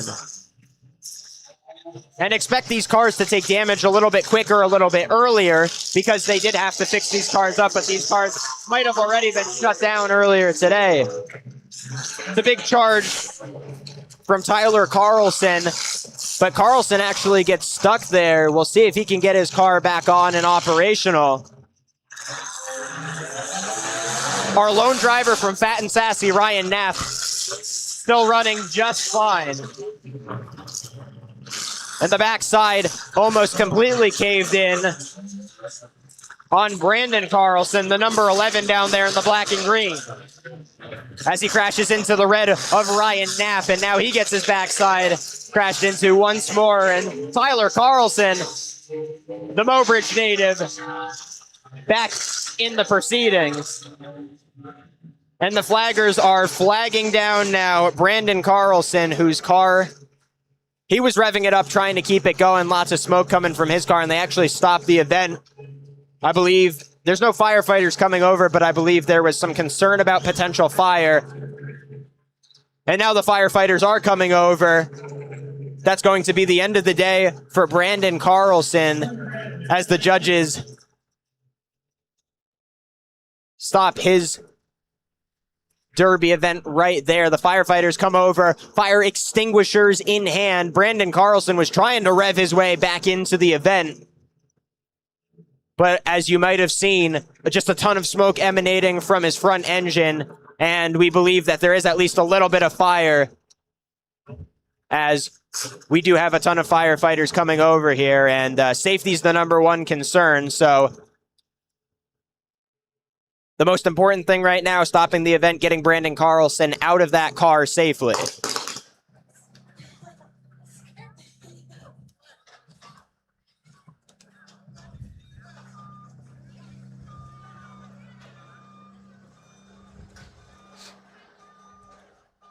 And you see how many people are over there. They're attempting to make sure that they do this as safe as possible, especially if there is a fire. I'm sure, I don't know the exact procedures, but I'm sure there is procedures. There are procedures that they have to follow. And his teammate Tyler Carlson stands up out of his driver's seat as they now have a fire truck out there.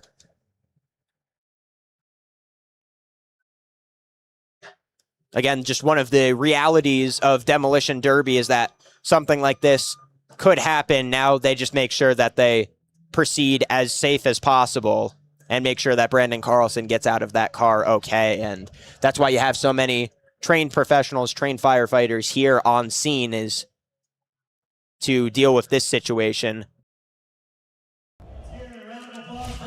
And we welcome you back to the 2026 Mobridge Demolition Derby. We do have an update on Brandon Carlson, the driver that did get into an ambulance and is now being transported to Mobridge Regional Hospital and Clinic. So Brandon Carlson, who is a Mobridge native and racing alongside Tyler Carlson, who will still compete in this consolation event, we do have to wait, unfortunately. Well, not unfortunately, we do have to wait to be safe for another ambulance to get here to the Mobridge Rodeo grounds. And you see why, because at the end of the day, while there is so much that goes into the safety of this type of event, there still can be accidents. And in a situation like that, you just get hit from the rear, and with hits like that you can't really anticipate if you don't see it coming. Brandon Carlson, who it was reported from down there that he was unconscious at one point, but he was conscious as he was being loaded into the ambulance. So we obviously hope for the best and wish for the best for Brandon Carlson, as his day will be done. He's being transported again to Mobridge Regional Hospital and Clinics, and we will take a short commercial break here as we await another ambulance for the resumption of the consolation event right here at the 2026 Mobridge Demolition Derby. We thank everybody so much for tuning in again, and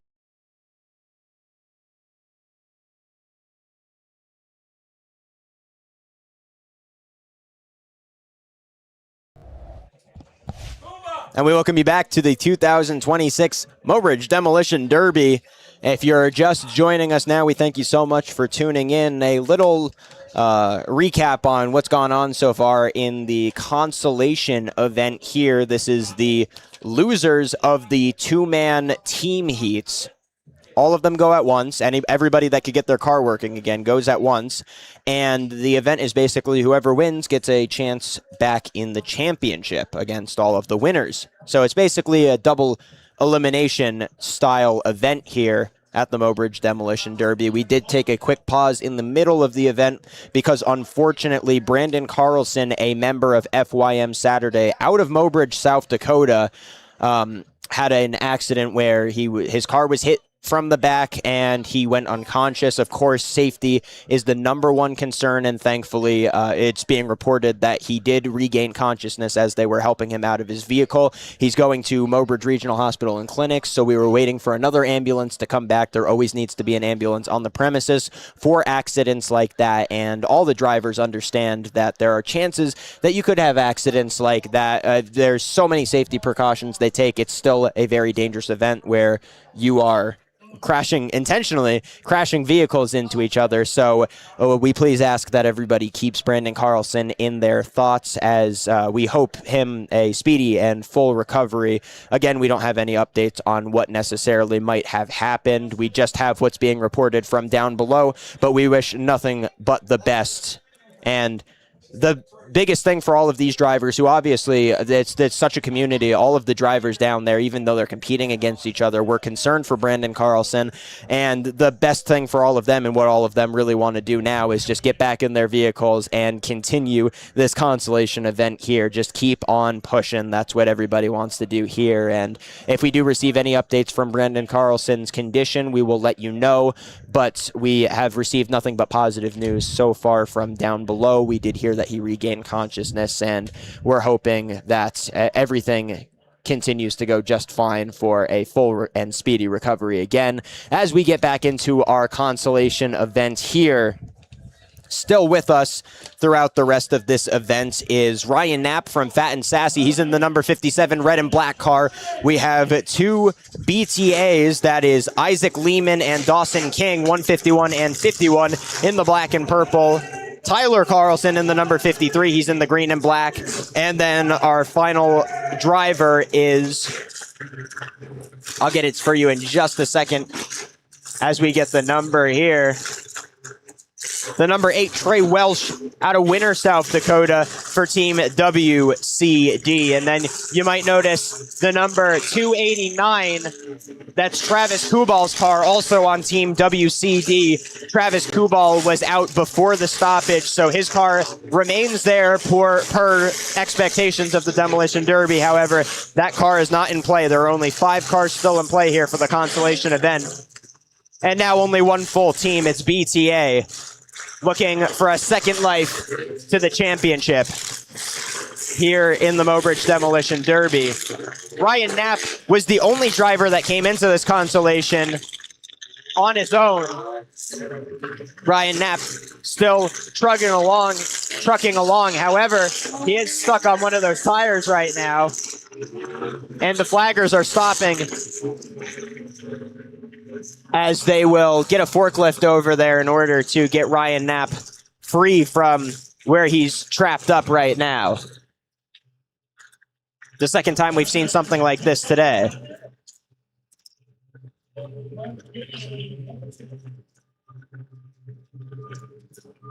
So they'll free Ryan Knapp. That's not an automatic elimination or anything like that. He still will be able to compete as long as his car can still run, and that car is still running. So Ryan Knapp is still well alive for the event. Of course, these cars already have been used once in the original two-man team heats. They're being used a second time here. So even though they will move on to the championship, there's going to be a distinct disadvantage, as it will be the third event of the day that these cars are being used in. However, they do get time in between the events to work on their cars. We already saw an extended break for that between the two-man team heats and this consolation heat now.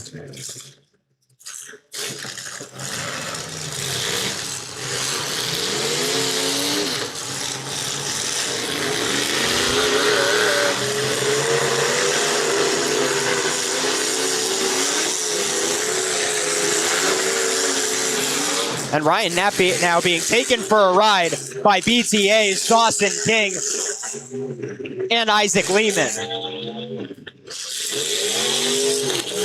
But his car's still moving. That's the goal, however, for BTA is just the only two-man team there. Take them out one at a time.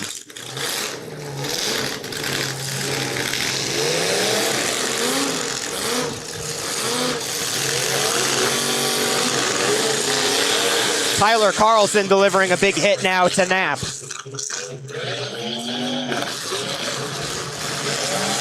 And none of these cars look to be slowing down anytime soon here.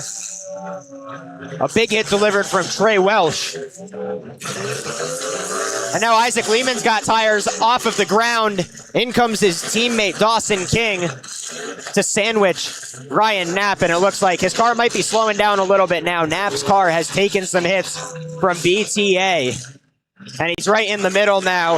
Trey Welsh getting a hit in there.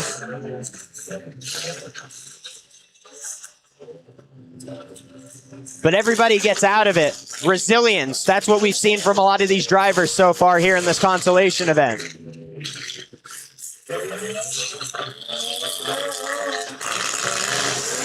Now a backup collision from Tyler Carlson. And Ryan Knapp sandwiched once again. Ryan Knapp has had a lot of force bearing down on him all event long, and these might be the final blows here. As a strategic angle taken from Carlson, Tyler Carlson's looking to get Knapp out of this competition.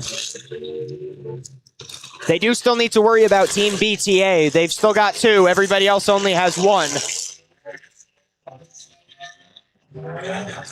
Now it's Trey Welsh with a hit delivered from Tyler Carlson.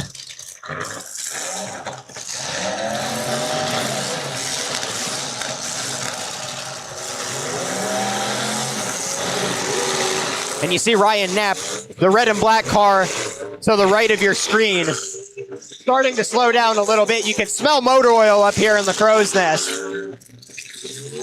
The seats are packed full here once again at the Mobridge Rodeo grounds. And Ryan Knapp just continues to take shots once after another here.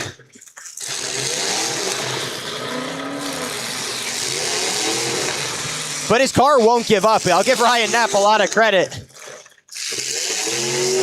He's still got movement. His tires are a little dug in there, and he gets out of that hole. There's not a lot of momentum left for Knapp. Thankfully, for him, he's getting a little bit of relief here from the other competitors. Team BTA laying individual hits on Trey Welsh and Tyler Carlson. Ryan Knapp, his car moves slow, but it still moves. The problem for him now, he's not going to be able to get a lot of hits off on the other competitors, so he's going to need a lot of damage from some of these other competitors here.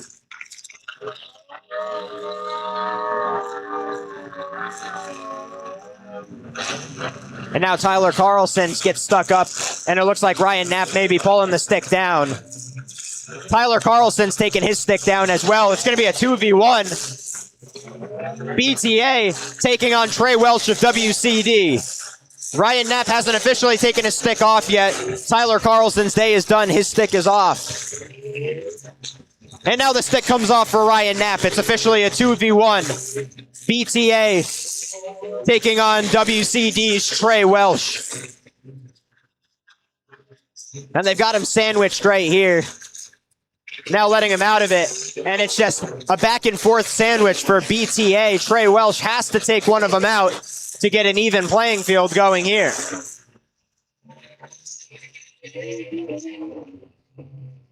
And relatively good condition, too, for both cars of BTA. You remember Dawson King, his driver's side tire was completely bent the wrong way there in their 2v2 team heats loss. He was able to go and fix that. His car's looking pretty good now. Trey Welsh just looking for any sort of momentum. He's got to take one of these 2 cars out, you have to imagine, to have a better chance here. And there's some smoke coming from the hood of Ryan Knapp's car. I wonder if the flaggers will stop this event. No fire yet there, though. Just some smoke coming from the hood of his car. And now it appears that Trey Welsh's car is appearing to slow down just a little bit. He's still got more than enough momentum to lay hits, though, but he is taking some shots from both members of BTA. And in the 2v1, you could see, while one of them's there slowing down Welsh just a little bit, the other one can go and set up some contact. So that was Isaac Lehman who took the full loop, and now he comes back, and now his teammate has an opportunity to go and build up a little momentum. That's Dawson King now coming back, just trying to get those tires bent in, and not as hard hits right now against Welsh. I will point out that there is some fluid coming from the front bumper of Dawson King's car. So Dawson King, although his tires look good this time, may not be at 100% here. However, Welsh isn't moving much. The other 2 are giving him a chance here, but it looks like Welsh may be reaching for that stick, which would end this consolation and send BTA to the championship. They've had a very good event here. Welsh isn't ready to completely throw in the towel yet, though. He's doing everything to see if he's still got some momentum. The flaggers are going to end it for him. As Team BTA with 2 running cars they're going to have to do a little bit of work, but not as much as if one of their cars had shut down, are moving to the championship. And I'll tell you what, with the condition those cars are in right now, Team BTA is going to have a fighting chance in the championship.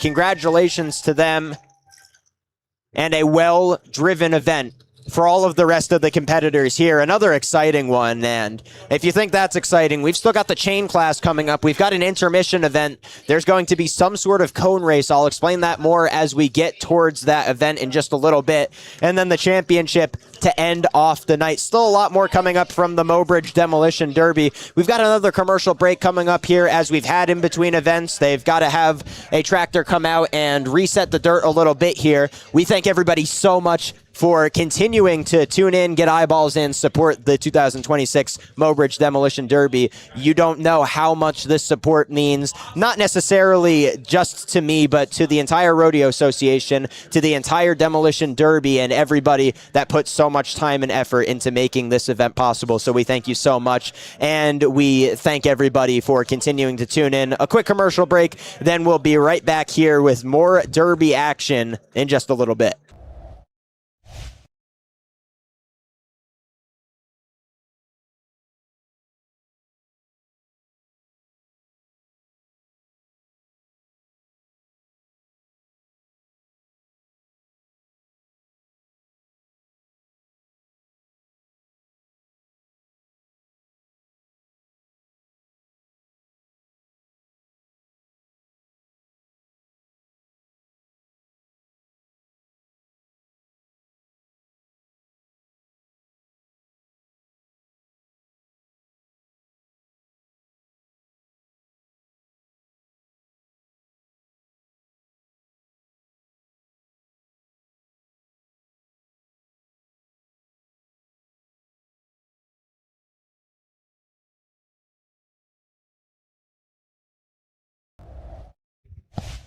And we welcome you back to the 2026 Mobridge Demolition Derby.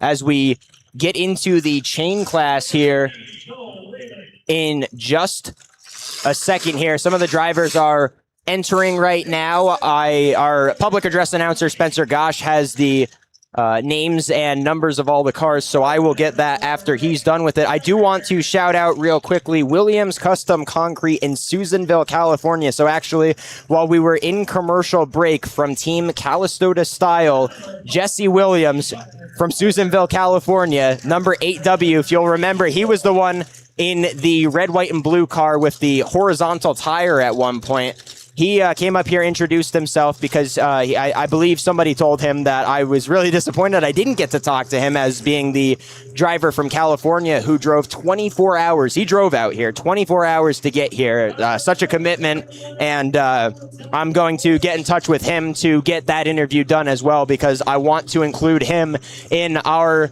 full coverage on DRG Mobridge, which will be dropping sometime over the next 2 weeks on our Facebook. However, I did want to shout out Williams Custom Concrete. He said he's a big sponsor of a lot of these different demolition derbies, and if you're driving 24 hours to get out here in Mobridge, I think it's worth the shout out for sure. So we thank him. So I thank him so much personally for coming up here, introducing himself, because I did really want to meet him, and I will be sure to get in touch with him. But also, thank you so much. And again, that's Williams Custom Concrete in Susanville, California. Anybody tuning in from California, I don't know how to see that statistic on YouTube, but I wouldn't be surprised with how many different states are represented here at the Mobridge Demolition Derby. But we thank him and everybody else so much. Unfortunately, he will not be driving later. I'll tell you the story more about that in just a little bit. But we're into the chain event here, and we'll get through all the drivers in just a second. So that number 57 towards the bottom left of your screen in the orange and brown car, that is Noah Dunwald. In the 83, the number 83, which is the white and purple car backing up towards the middle of your screen right now, that's Jordy Thiedens. The kind of bubblegum, that pink, blue, and green car that just drove across the bottom of your screen. I believe is maybe Michael Aberle, the number 631. I will get a confirmation on that in just a second. Riker Parmalee's the number 15. Not only the number 15, I talked to Riker earlier. He's also 15 years old driving out here in this Demolition Derby. And you can't tell because he's in the driver's seat right now, but he looks like he's 15 years old. He's probably about a half the height of most of these guys, but he's driving out there with the best of them. We have two number 4s out there. One of them is the blue and black number 4. That is, I believe, Nick Geiger. And then the other one is Patrick Fiok in the number 4. I could have those reversed. My apologies if I do, and I will get those corrected as we get more information. Carter Becker is in the number 64, if we can find the number 64. Driving around. Number 59 is Brian Vogel. That is the other pink, green, and gray car down there. And then Joe Lehman is in the number 50. His car says Joe Dirt on the side. I've actually got a story about Joe Lehman. I talked to him quite a bit earlier. One of the more impressive interviews that I did. Joe Lehman, obviously related to the other Lehmans. He is their father. And I mentioned a lot throughout the broadcast already today that Joe Lehman and his sons used Demolition Derby as an opportunity to get in the garage and work on cars as like a bonding experience, passing on that community and that generational ability and interest in this motorsport, which is such a big part of this motorsport. And Joe admitted to me that he's probably towards the end of his career. He doesn't know how much longer that he'll be driving, but he's glad that his kids are able to drive. And then even kids like Riker Parmalee, 15 years old, he's not one of Joe's kids, but he's somebody that Joe works with. And just being able to pass that knowledge on the Lehmans and so many others that they hail from Pierre. But there's many different drivers around here that are getting different knowledge from each other that are from all different parts of South Dakota, Minnesota. I even just mentioned all the way from California, Jesse Williams. Just so many different places and different backstories from all of these different drivers. And so far, all of these cars are looking pretty good. Again, you might have heard the highest front bumper at the end of this event is going to win some sort of free gear shift or something like that. I'm going to have to refresh my memory once they're actually handing that award out, but the highest bumper is going to win an award, so maybe it's not a bad thing to get hit in the front of your car in this one. It might give you a little bit of a competitive edge. It looks like Carter Becker, the number 64, is running low on gas there, as the back bumper of the number 83, Jordy Thiedens, is almost all the way off, hanging on by just a thread. Oh, and one more thing that I just noticed, or I just remembered from Joe Lehman. He explained this to me, and you'll be able to see this in our Facebook coverage that's coming in the coming weeks. Joe Lehman has a Wreck-It Ralph plushie doll taped to one of his windows. He said that thing gets repaired as much as the car gets repaired.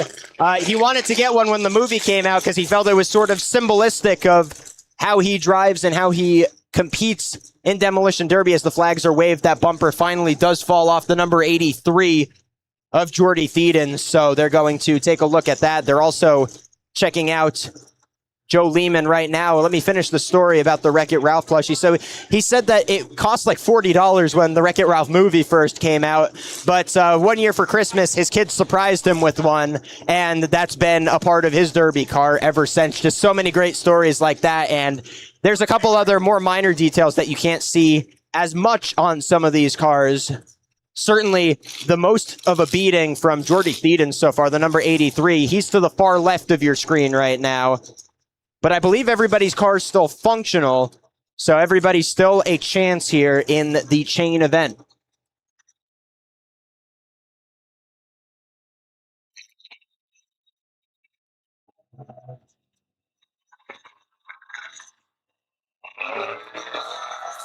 And they come out swinging after the stoppage. There's a lot of revving right away. And some pancakes on the far left side. We might have our first driver unable to continue as somebody's trying to maneuver. I can't get a number from up here in the crow's nest. I'm not at a great angle for it. There we go. He's beginning to turn around. It's one of the number 4s. No, never mind. Scratch that. It's 64, Carter Becker, who's in some trouble down there.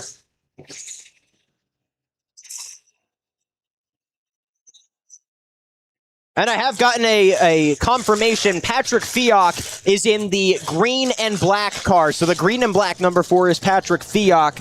And then Nick Geiger is in the other number 4. As the flags wave, and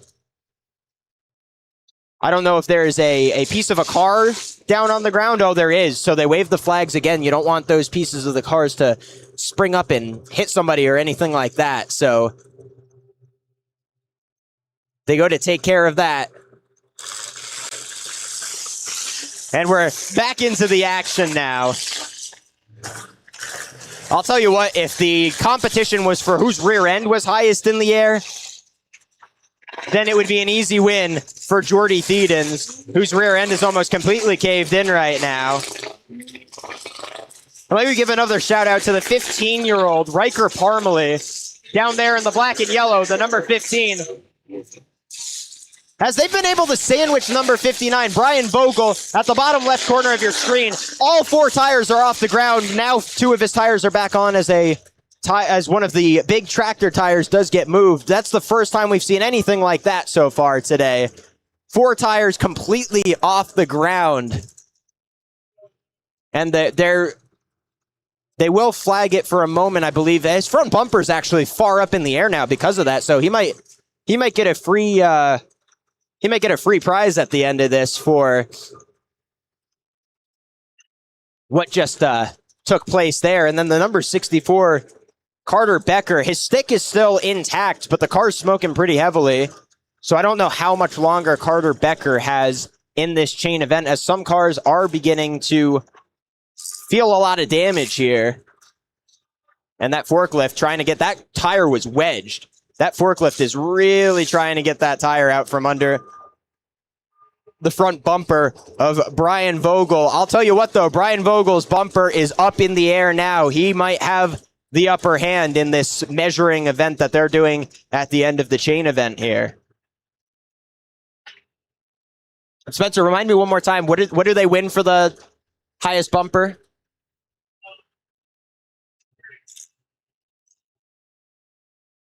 A steering shift is what they are winning for the highest bumper. So when I keep saying the highest bumper, the highest front of their car, these cars are designed with the front bumpers up pretty high already, but the highest measured front bumper at the end of the event gets a free steering shift.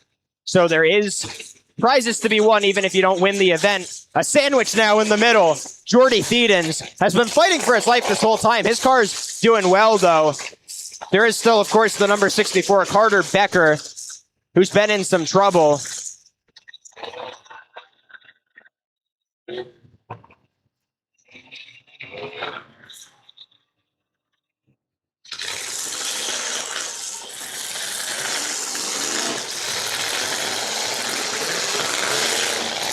And I don't believe they've waved Carter Becker out of this yet, as he does take some contact there. He's still trying to get his car to run, and it looks like he might not be completely done yet. His stick is still on. He has not thrown in the towel himself, so to speak. And now another issue here. This time, the back part of his car for Brian Vogel. You can see towards the top right corner of your screen, he's wedged once again on one of those tires. And he's Vogel does a good impression of how I was basically every time I got on the Garden State Parkway growing up in New Jersey. There's just a whole lot of road rage going on there. I guess not really road rage because he's not really moving a lot, but I saw the emotions from him. And again, I was pretty proud of this comment earlier. Growing up in New Jersey, I spent the whole bulk of my childhood avoiding contact on the road. This is the complete opposite, as they're looking for it here. And there's the blue, black, and yellow car. That's the other number 4. That's Nick Geiger. And I think the stick has come off the number 64 of Carter Becker. has ended his day. It looks like there's some gas down too. Somebody's car is leaking, as there is a puddle down there, and they do have to be careful about fires there. There's some smoke coming out now of Michael Averly's car, so his stick's not broken yet, but it looks like his engine might be done as there's smoke pouring out of the bottom. That's towards the back left of your screen. Still 7 cars in this one. And I thought one of the most interesting things here, the number 15, Riker Parmalee, who's just 15 years old. I talked to him earlier and I asked him, growing up in New Jersey, I didn't get my license. I didn't get my permit until I was 16. I didn't get my license until I was 17. And he's already driving in demolition derbies at 15. And he said, look, Ivy, I got my license at 14. It just wasn't any problem for me. He told me that getting into all of this has been great for him and eventually wants to go on to work as a mechanic. And it looks like this will be one too many times for Brian Vogel as his car gets wedged again, and unhappy with the result. I do think he has a decent chance to win the highest bumper competition, though, to get that free steering shaft towards the end here.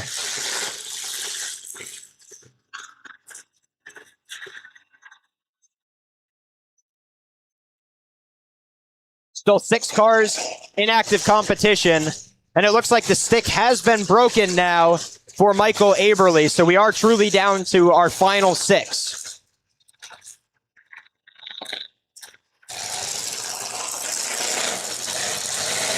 And I'll tell you what, I got pretty nervous early for the number 83 of Jordy Thiedens, excuse me. Because look at the rear of his car, it's caved in all the way, but he's handled himself pretty well. His car's still handling pretty well. And definitely still in this. Delivers a big hit right there to Patrick Fiok, the number 4 in the green and black.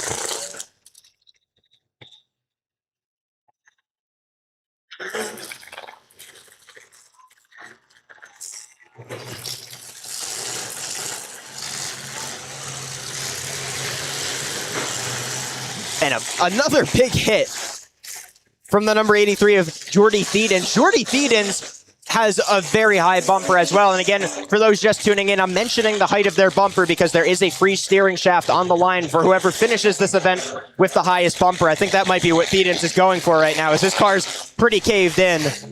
But if you could get something free out of it, you might as well go for that. And I think he's my runaway favorite so far, unless somebody is able to really bend up their bumper.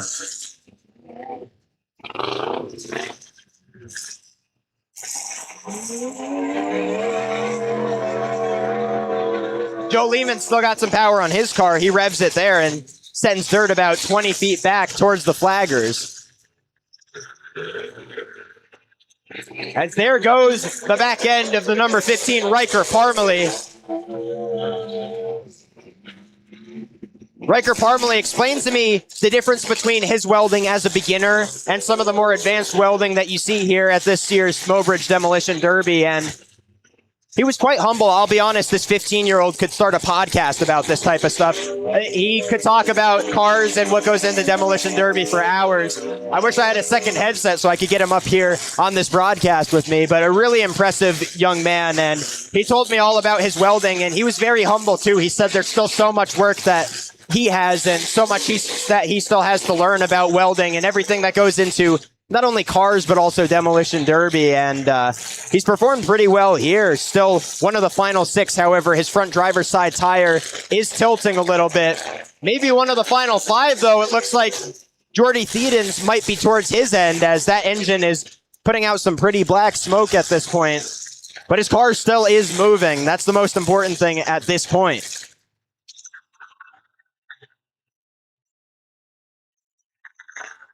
And it looks like Joe Lehman's car is doing a little bit of leaking up front. I'm looking for other leaks, as now Patrick Fiok's bumper's up pretty high as well. He's up towards the top left of your screen in sort of a one-on-one right now with Jordy Thiedens. Now he builds up some momentum and comes down towards Noah Dunwald. Noah Dunwald trying to win a game of chicken with him. And I'll be honest, Noah Dunwald has been a little bit under the radar so far in this event. I think that's exactly where you want to be now in the final 5. His car's still in pretty good condition. Looks like he definitely has some rev left in that car. And he might be looking to end Patrick Fioc's night here. And something you'll also notice about Demolition Derby, when a driver is looking to get their car restarted or they're stalling a little bit, it's not like all 5 are looking to dogpile on them. There's a lot of class that goes into this, and a lot of people that will be willing to lay off of somebody a little bit and allow them to get their car back started. Again, having fun's the most important thing that a lot of them said. It's not about the money necessarily for a lot of these drivers. This truly is just something that they love to do, and you're seeing it out there firsthand with just so much sportsmanship, so much class to be able to lay off of somebody when they're wedged or lay off of somebody when they're just trying to get the car started again and allow them that equal opportunity to get back in the event.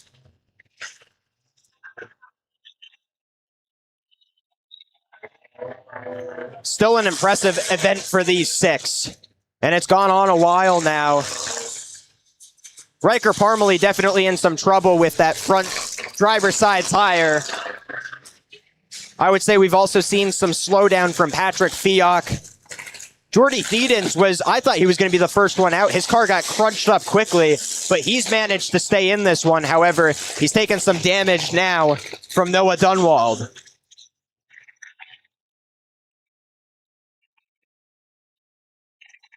Nick Geiger and Joe Lehman seem to be the 2 cars in the best situation right now. Noah Dunwald's looking pretty good as well. However, his front is perched up quite a bit, and that's the part of the car you want to protect the most. If you're looking at the front bumper, the only one that looks pretty undamaged right now is the black, yellow, and blue number 4 of Nick Geiger. And now all of a sudden, wait a second. As some fire flashes over from the number 83, Jordan Thiedens. I thought the stick was broken from the number 631 of Michael Aberle. His car's back working again, and Michael Aberle's back in this event. I thought Michael Aberle was done for the count here, as it had to be at least 2 to 3 minutes since we saw his car move. And now Michael Aberle right back in it, so scratch the 6. We've got 7 cars still competing. And maybe the top end of that stick just got collided into. I thought he broke the stick, but apparently his car's still good to go, and he's ready to compete.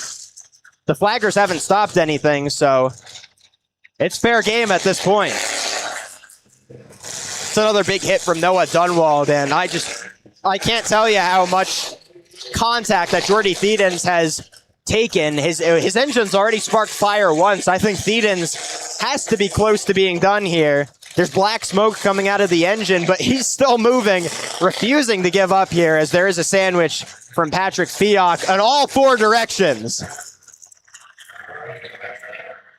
Unbelievable event here, and just, you have to take a step back and appreciate all of everything that went in, all of the welding, all of the different car building and car accessories that go into an event like this. For these cars to still be able to run after all of this contact, Jordy Thiedens, his engine's on fire. Let's admit it. We've seen fire from it. He's got black smoke. And to still be competing in this event, he's still seeking out contact too. These drivers are never done. And I think Michael Aberle may actually be done this time. His car's done once again. His stick's down to just where it's taped. So I think he might actually be done with this event at this point.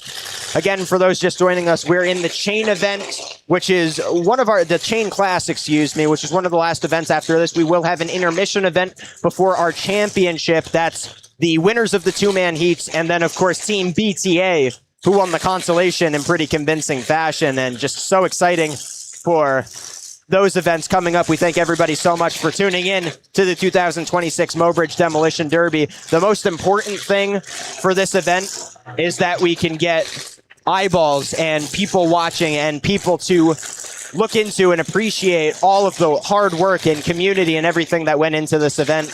And we hope that everybody's enjoying, and we hope that you're doing so, because it's been a blast so far to be here today. And all of the drivers, I can speak for them. They certainly appreciate all the support as well. As it looks like Jordy Thiedens is officially done. I think his stick has been snapped. That leaves us with 5. And still driving with that tilt to Tyler is 15-year-old Riker Parmalee. Again, I mentioned, and you'll notice this as we get down to the final few cars, Riker Parmalee and Joe Lehman aren't going to go after each other as much. Riker Parmalee got his start modifying cars with Joe Lehman. He told me the story earlier. Again, this kid was so interesting. He really could start a podcast on this kind of stuff. He told me that he lives about 4 doors down, and one day he heard one of these engine revs, and he was like, what can that be? And went over to the garage, and Joe Lehman, who just strikes me as such a nice guy, just got him involved. And Joe Lehman is the father of a couple other Lehmans. Of course, Team BTA has one Lehman, Isaac Lehman. So they family tradition, and there is a lot of family tradition going on with that family. So it's just so good to see this community and this event continue to be passed down throughout different generations as the flag wavers do wave their flags. That is Jordy Thiedens getting out of his car. So I don't know if he necessarily snapped his stick, but his day was ended whether he likes it or not. And I believe they also got Michael Aberle out of his car, and some handshakes to each other, handshakes to the officials. That leaves us with 5 official cars still in this. And yeah, Joe Lehman down in Pierre, he's the one that told me that you don't get as many people interested in Demolition Derby down in Pierre, but the ones that are, it's a community. And even though Riker Parmalee isn't necessarily one of his kids, he's just been able to get involved. And Joe Lehman just strikes me as a guy that wants to get everybody involved no matter what. And definitely one of the characters here. As I approached him earlier, everybody was like, this is the guy you've got to talk to. I'm certainly glad I did. Just one of the many great stories here. And we've heard so many. I mentioned just in our last commercial break, Jesse Williams out of Susanville, California, coming up to talk to me in the booth. And I appreciated that so much, as somebody that I really wanted to meet, driving 24 hours from California.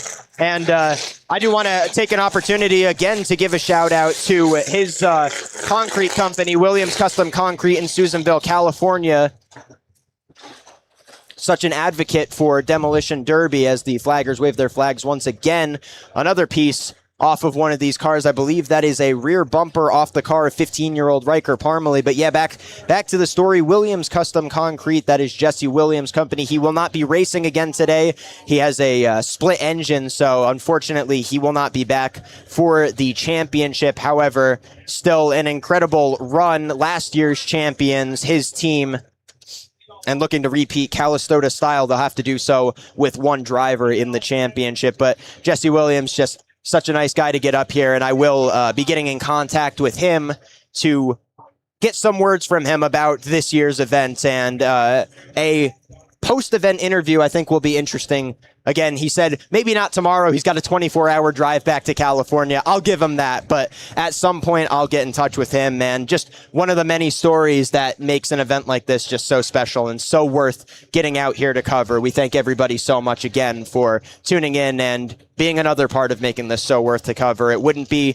worth getting out here if we couldn't deliver it to the fans such as yourself, so we do appreciate it. And with that flag waving, it looks like that might have been the end of Nick Geiger's night.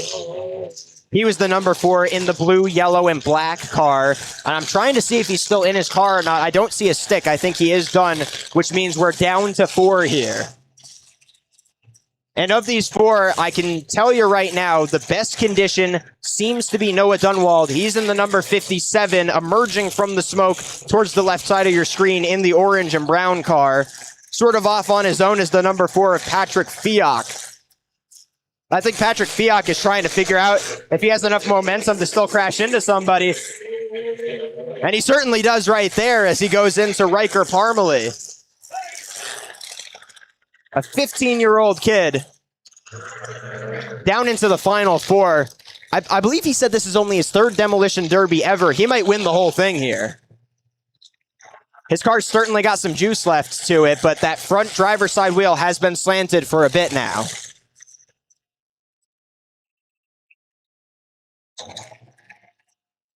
Noah Dunwald's actually got a lot of smoke emanating from his car. The outside of the body looks pretty good, but that engine might be starting to have some trouble here. And the flaggers are waving this event to stop once again, and I think they are going to address that smoke. So Noah Dunwald, who about halfway through the event looked like one of the favorites to maybe come away and win the whole thing with the condition his car was in. And no, they're going to let him keep going even with all of that smoke emanating. There was a piece on the ground, so Noah Dunwald, it's cooled off here quite a bit. I think we've dropped about 15 degrees since it was about 90 when we started the broadcast here today. We're down to, my computer's saying 83 with the breeze. I think it feels more like 80. So let's say 10 degrees. In those cars, it's hot. There's no air conditioning. A lot of them told me that, it gets hot. You're thinking about so many different things, so you don't even notice it. But with all that smoke in your face, I'm sure you're noticing something. If you're Noah Dunwald, at least. And then Joe Lehman had some liquid leaking out of his engine earlier in the round. That seems to have stopped, but didn't end up being as big of a storyline as I might have originally thought. This really could be anybody's event, though. That's what's so much fun about these big group events, is that it feels like anybody can come out and win at any given time. Still a lot of power from Riker Parmalee as he delivers that blow there. And Patrick Fiok, one of his tires is actually turned forward. His front passenger side tire, if you can see on the video, is turned in on itself. So Patrick Fiok is going to struggle to get a lot of momentum. Now that tire's coming off the rim. And Fiok's about one good hit away from being completely done. But again, that sportsmanship here, the other drivers see that Patrick Fiok's trying to see if he can still go. Instead of all of them dogpiling him, they go up towards each other and let him try to figure himself out. The flaggers looked like they were going to wave him down for a second. They're letting Fiok try his best to continue here. Now it looks like the flaggers are going to stop it for Patrick Fiok. And the stick gets broken. We're down to 3. 15-year-old Riker Parmalee. Noah Dunwald in the number 57 with all that smoke coming from his car. Or Joe Lehman towards the end of his Derby career, looking to pass on a lot of his knowledge and experience to his kids and others that he gets to work with down in Pierre. Just looking to pass it down to the next generation, the love of motorsports, the love of the Demolition Derby. And I'll tell you what, from what it looks like right now, Joe Lehman might have a great moment in him. In his own words, he said, "I'm getting towards the end of it. What a way to end your career here in Mobridge." He didn't say that this was going to officially be his last time performing here in Mobridge, but even for one of your last times to be a win here in what was such a highly contested event would certainly be an awesome thing for him, however he gets sandwiched in. And I think all three have a great story here. Even Noah Dunwald, who I didn't get to talk to earlier, but has dealt with maybe the most adversity, especially over the last 90 seconds, the last 2 minutes, where he's just inhaling all of that smoke coming from his engine. All of that smoke that you can see on your camera right now emanating from one car, as the other two are letting Noah Dunwald see if he's able to continue. And I believe Noah Dunwald's stick is done. That means it comes down to 2. Both from Pierre, both have worked together to build these cars. Riker Parmalee, the 15-year-old, and Joe Lehman acts as sort of a mentor, him and his family, for Riker Parmalee. And it comes down to these two. You couldn't write a better story here at the 2026 Mobridge Demolition Derby. In only his 3rd Demolition Derby, too, Riker Parmalee continuing to just lay blows, try to get that tire out of there. He doesn't want to destroy the car, I don't think. But I'll tell you what, Joe Lehman's not going easy on him either. These two know each other very well, and they're going to finish this off as best as they can. The gloves are off now.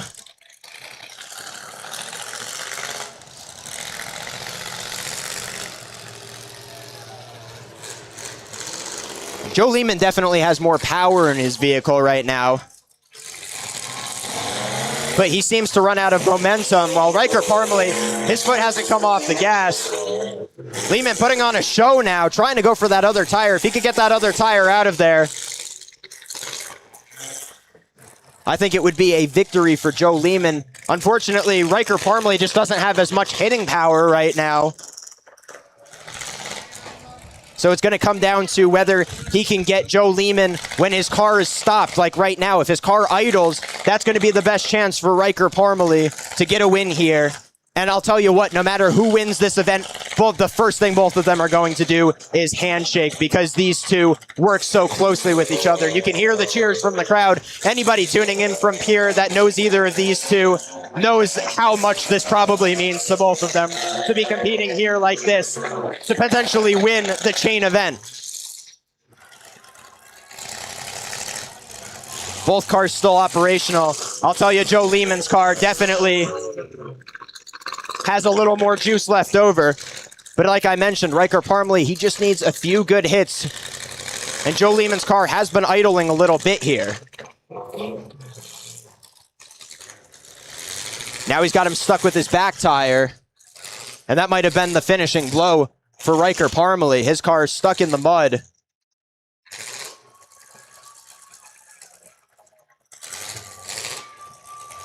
And Lehman's going to back off for just a second. We'll see if Riker Parmalee can get going once again. But I believe that might have been it. As the stick goes, Joe Lehman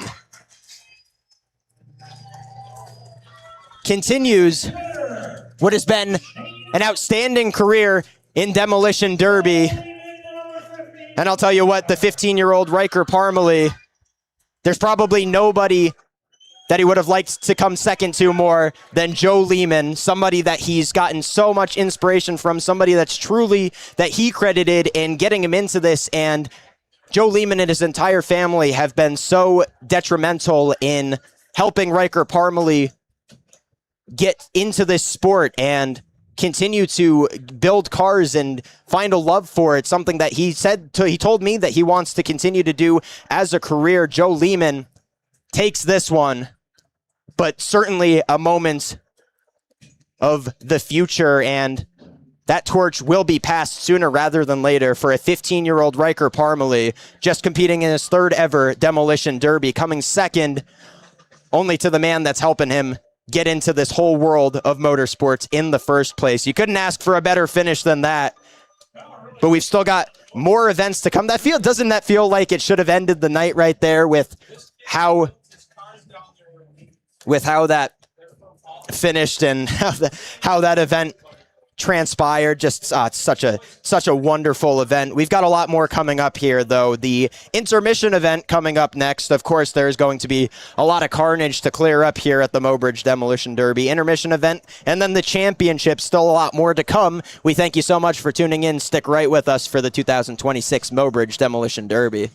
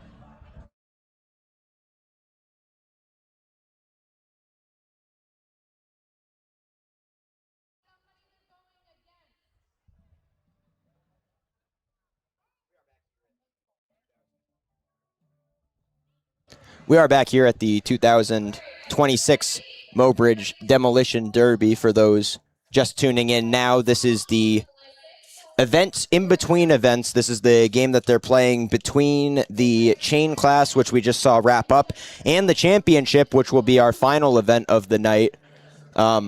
Unfortunately, the audio doesn't come in real good up here. But for those tuning in that might have kids in the event, I still wanted to get the video. So we're going to go through this without audio. But for those tuning in, this is the Cone event.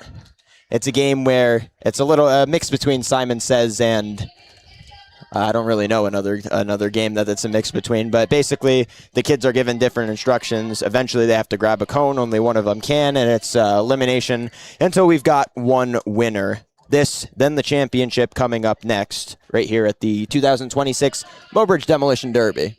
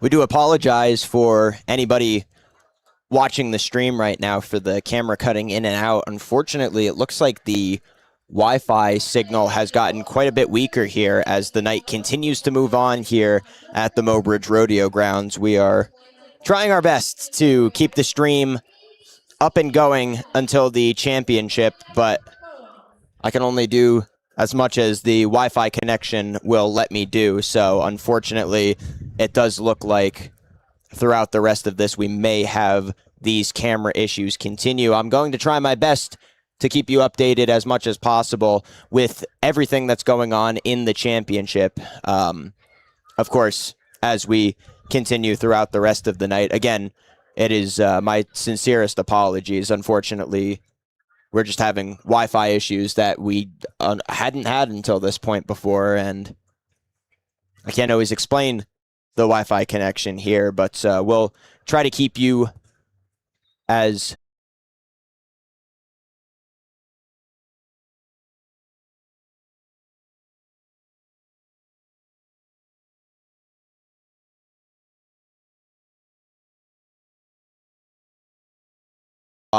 back on the for the stream.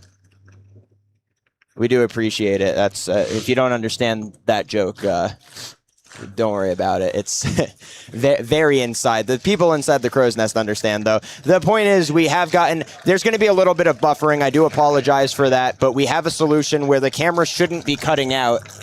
So at least we won't have to worry about the camera cutting out, basically. So I do apologize for the buffering, but you'll at least get to see most of everything going on, and we do... Again, apologize for any sort of technical difficulties as we get into the final event here, the championship. Entering first in the orange-bodied, gray-hooded cars, it's Team Thunder and Lightning, Derek Orth and Jay Slip. Derek Orth is in the number 34. Jay Slip is in the number 27. Entering right behind them in the very similarly colored, gray-bodied, and orange-highlighted car is Team Fugum. That is Fug. Let's keep it clean, everyone. Come on. That is Lonnie Olson of Frazee, Minnesota, and Austin Butler. It doesn't say where in Minnesota. It just says Minnesota on my sheet. Then in the red, white, and blue, Calistota style, only one of them, Jesse Williams, came up earlier and told me his car was not good to go, so it's just going to be Chris Lancaster trying to repeat as the champions this year. Next to them, two different looking cars, but similar at the same time, I guess. That's going to be...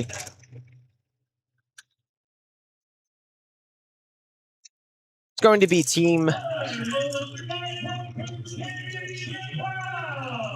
We'll get you that team in a second.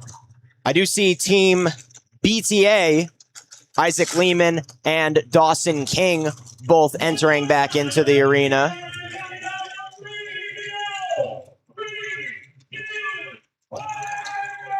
That's Team Bigger Kids next to them in the black, green, and red cars. Ian Lehman and Ron Winterberg both are here.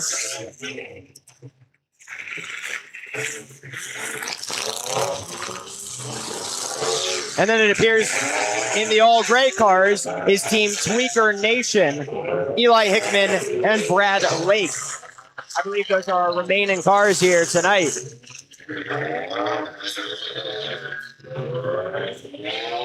Again, we do apologize for any buffering.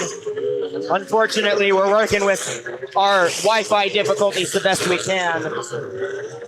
And we do hope that you still remain with us if you're not here in person. However, in person, if you are here in Mobridge, is the place to be as we get into our championship. Already some targeting of Calistota style. Chris Lancaster, the only solo car here in the championship tonight. Everybody else there with teams. Team BTA won the consolation. That's how they got their entry here into the championship and trying to get it done for the win.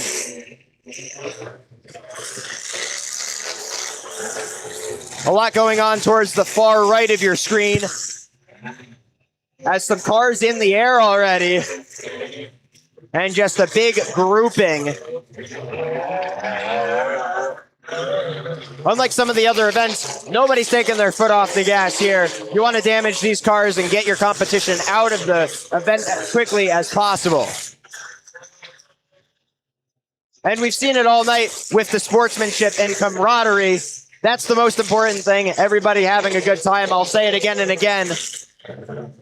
But we also do know that when they're out there, it looks like they hate each other. That's how you have to drive. You can shake hands at the end. You could grab a beer with your opponents at the end. But when you're in that ring, you got to drive like you're trying to damage their car. That's what all of these guys trying to do here early. And getting out of the group is Eli Hickman, wearing the 713 on the top of his silver car.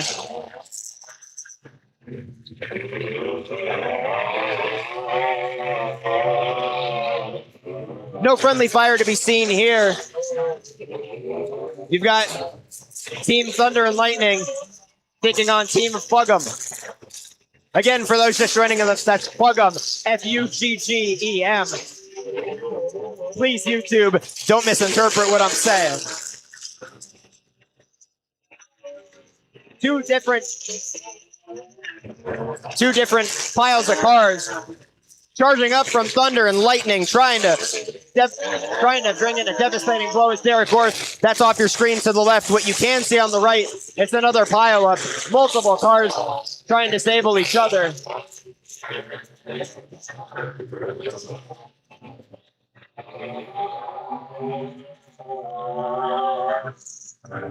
And it looks like Chris Lancaster of Calistoga Style is stopped for the moment. I don't know if he's out quite yet. I do also, when I'm talking about Calistoga Style, want to shout out again his teammate whose car, his engine split. It was leaking too much fluid, so he wasn't able to be here in the championship. But that's Jesse Williams, came up and introduced himself earlier. We had a great few minutes to chat. I'm going to get in touch with him to chat longer, and you can catch all of that coverage at DRG. They're over the radio or on our Facebook at DRG Mobridge. But I also do want to shout out Williams Custom Concrete in Susanville, California. That's the 24-hour drive that Jesse Williams took to get out here. And he said he's a big supporter of all of these events. Offered to sponsor today's broadcast. I couldn't accept it because I'm having too much fun here.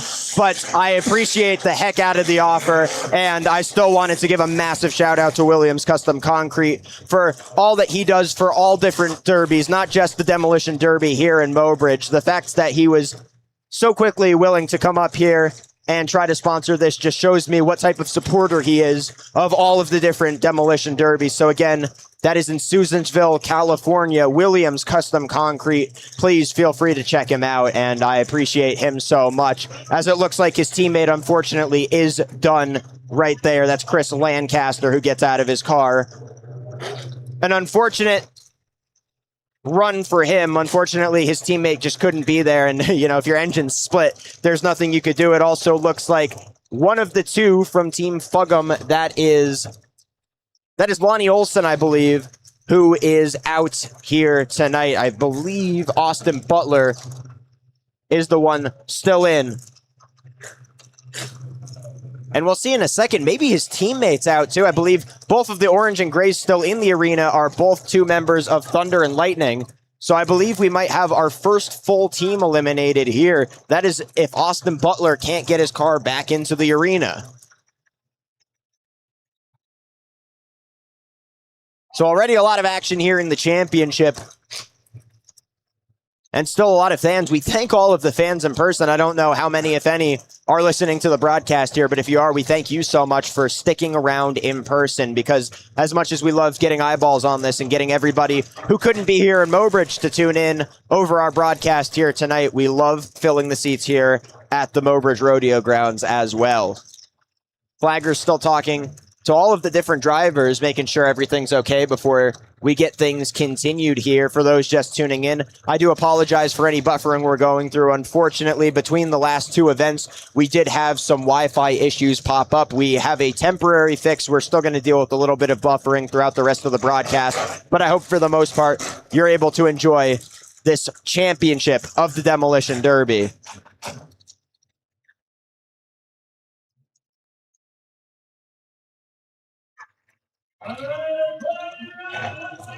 Flags are back up. There's still a lot more to race here. Or to derby here. And they do, and it looks like one of Tweaker Nation are down as well, potentially. I'm looking for the stick. There is still a driver in the car. Everybody kind of groups back together now in that far back, kind of outside the tire tracks towards the middle, the top of your screen. You can see a member of Team Fug'em, I believe to be Austin Butler, trying to get his car back into the arena, but his night might be done. It looks like a member of Tweaker Nation is also stuck right now. Maybe both of them. That's Eli Hickman, who finally gets his car moving, but his teammate Brad Lake now in some trouble getting pancaked in. And Team BTA, Isaac Lehman, his dad just won the chain event, the chain class. A chance to have a generational win here in the 33rd annual Mobridge Demolition Derby.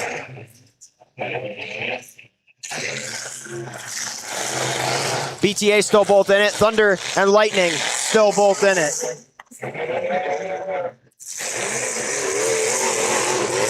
And Team Bigger Kids also still in it. That's Ian Lehman and Ron Winterberg. So two Lehmans on different teams.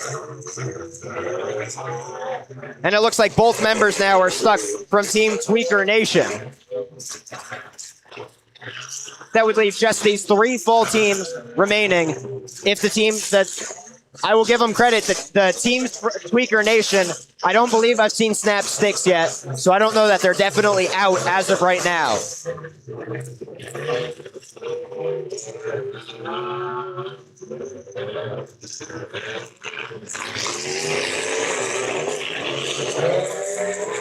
And if you're looking for Mobridge natives, there's only one left so far. That's Derek Orth, revving his engine right now in the number 34. Doing some spins. His car's still got a lot of juice left, going after one of the members of Team BTA, that's Dawson King. And one of the drivers from Tweaker Nation exits his vehicle. That was Eli Hickman, who gets out of his car. Brad Lake still in his, but I don't know if his car is going to be able to start once again. I believe Team Fug'em is completely out as well, as Austin Butler doesn't seem to be getting his car started once again.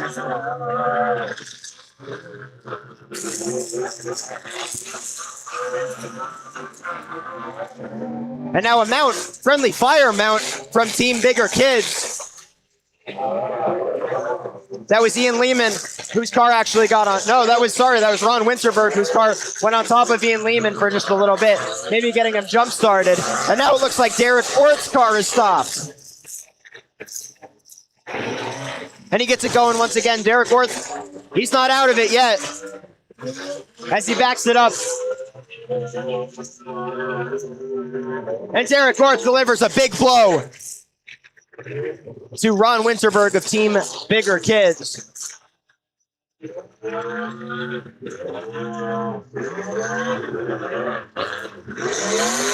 it looks like we are officially at 6 cars left. I believe Team Fug'em is done. I believe Team Tweaker Nation is done.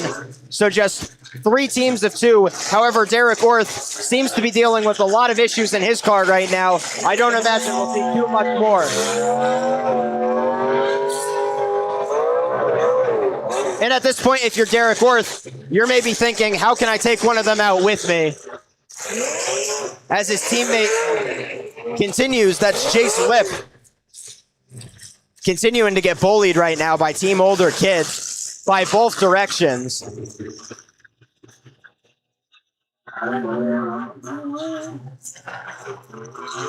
And Team BTA, who lost their original heat, had to come all the way back in the consolation. Would be an incredible story if they're able to get back into this one. They lost originally to Calistota Style. They won the consolation, and now a chance to win the championship. One of the final 3 teams still alive here. Derek Worth stalled once again. His stick's still up, though. So he's still taking contact.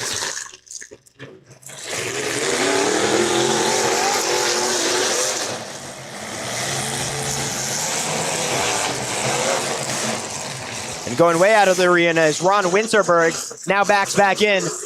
Derek Worth still stalled. Structurally, his car looks like it could still run, but he's definitely having some issues internally with that engine.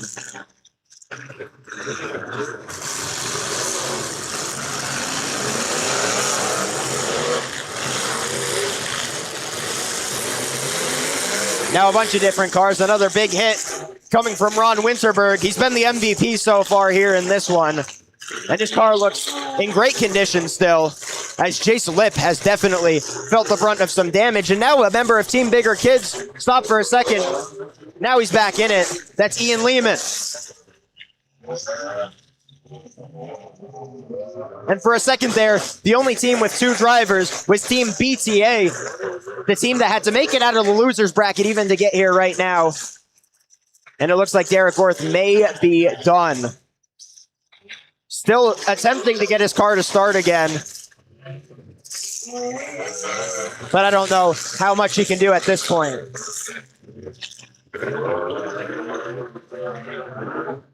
And his teammates starting to smoke a little bit in the engine.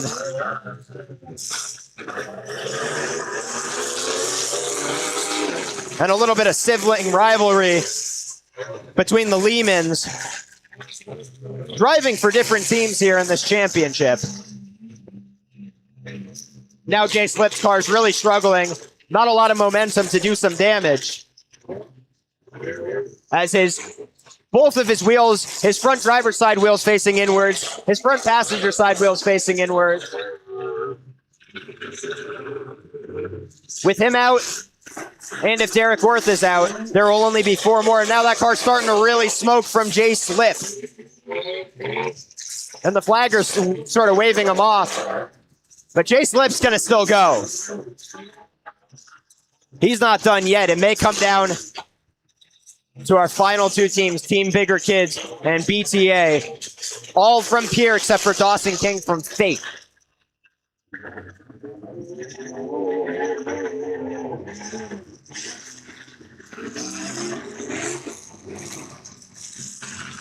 And I do believe Derek Worth is now officially done. So we're down to 5 cars. Jace Lip on his last leg. And Ian Lehman's going after him. There's not a lot of momentum coming from Jace Lip anymore. So he's going to have to win with defense now. And he takes another hit.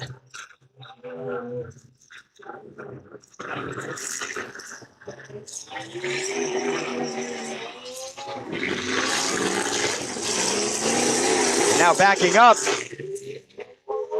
The big hit coming from Isaac Lehman. And now he goes right into the back of Ian Lehman, who is distracted, trying to take out Jace Lip.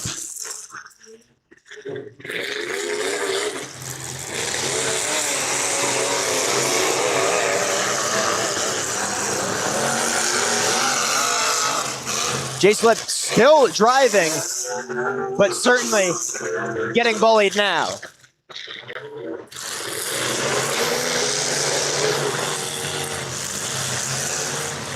Five more cars left here. Derek Worth, even though he is still in the middle of the arena, has stalled out. His night is done.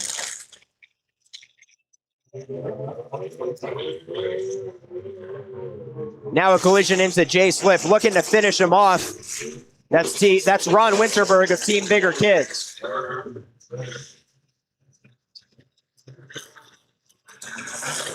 That engine's still smoking from Jace Lip. Just got pushed off your screen.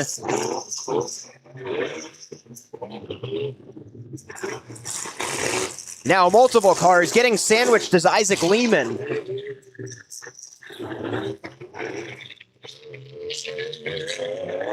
And Jace Lip somehow manages to get out of that situation. Still five more cars. And still looking the best as of right now, Ron Winterberg. However, Isaac Lehman's car is doing very well. Again, that's the number 604 and the number 51. Very similar looking cars. The red and purple bumper is how you tell those two apart down towards the bottom left side of your screen.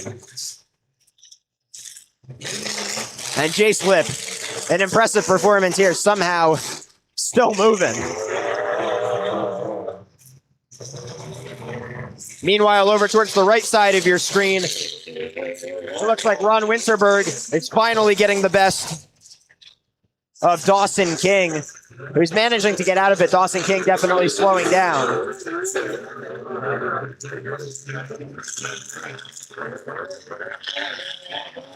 All 5 of these cars still a shot. However, Jace Lip certainly needs the other 2 teams to start fighting each other a lot more.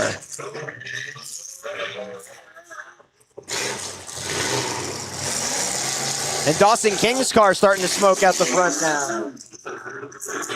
Meanwhile, 2 cars revving against each other towards the bottom right of your screen. That's Ron Winterberg from Team Bigger Kids. And from Team BTA, it's Isaac Lehman. And I'll take a wild guess. I don't know this for sure. I didn't get to ask him. I think Team Bigger Kids is referring to the bigger kids between them and Team BTA. So I would guess that Ian Lehman is the older brother and that Team Bigger Kids are sort of the 2 bigger kids of that group that all work together, work on their cars together down in Pier, and even Dawson King from Faith. I assume a very close relationship. Obviously, they're on the same team, but a very close relationship. So similar to our chain class. What a story to finish here. And you still got Jace Lip as well, who's fighting his way still in this event. But I don't know how much his car can take.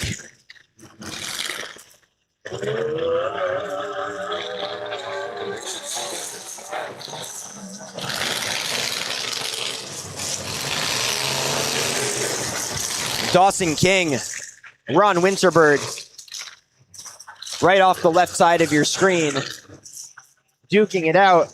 While over on the right side of your screen, Jace Lip might have finally run out of energy, and the stick goes down. Jace Lip is done. We're down to 2 teams.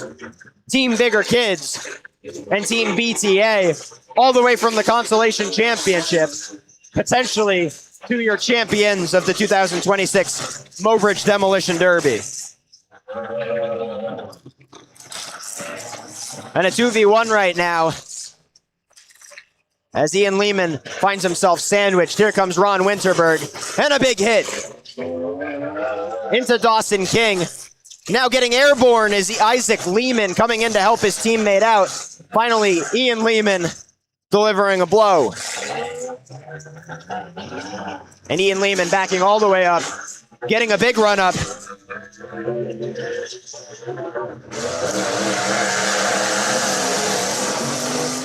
And a little bit of strategy there as Isaac Lehman drives into Dawson King, his own teammate, to get him going once again as Dawson King had stalled. However, he got the tires moving for a second. Now Dawson King is stalled once again. And Isaac Lehman stops to talk to him. It looks like Dawson King may be done. Isaac Lehman desperately trying to keep his teammate still in it. He's got more momentum, however, goes right back into his teammate. And now Ron Winterberg goes back into Isaac Dawson King once again.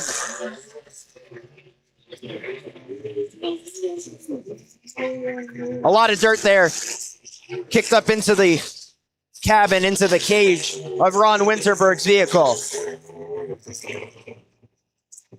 And Dawson King once again has stalled. Isaac Lehman doing his best to keep his teammate in it. He doesn't want this to go down to a 2v1 for the championship. Meanwhile, Team Bigger Kids just looking to knock Dawson King out. They know if they do that, their chances greatly improve here.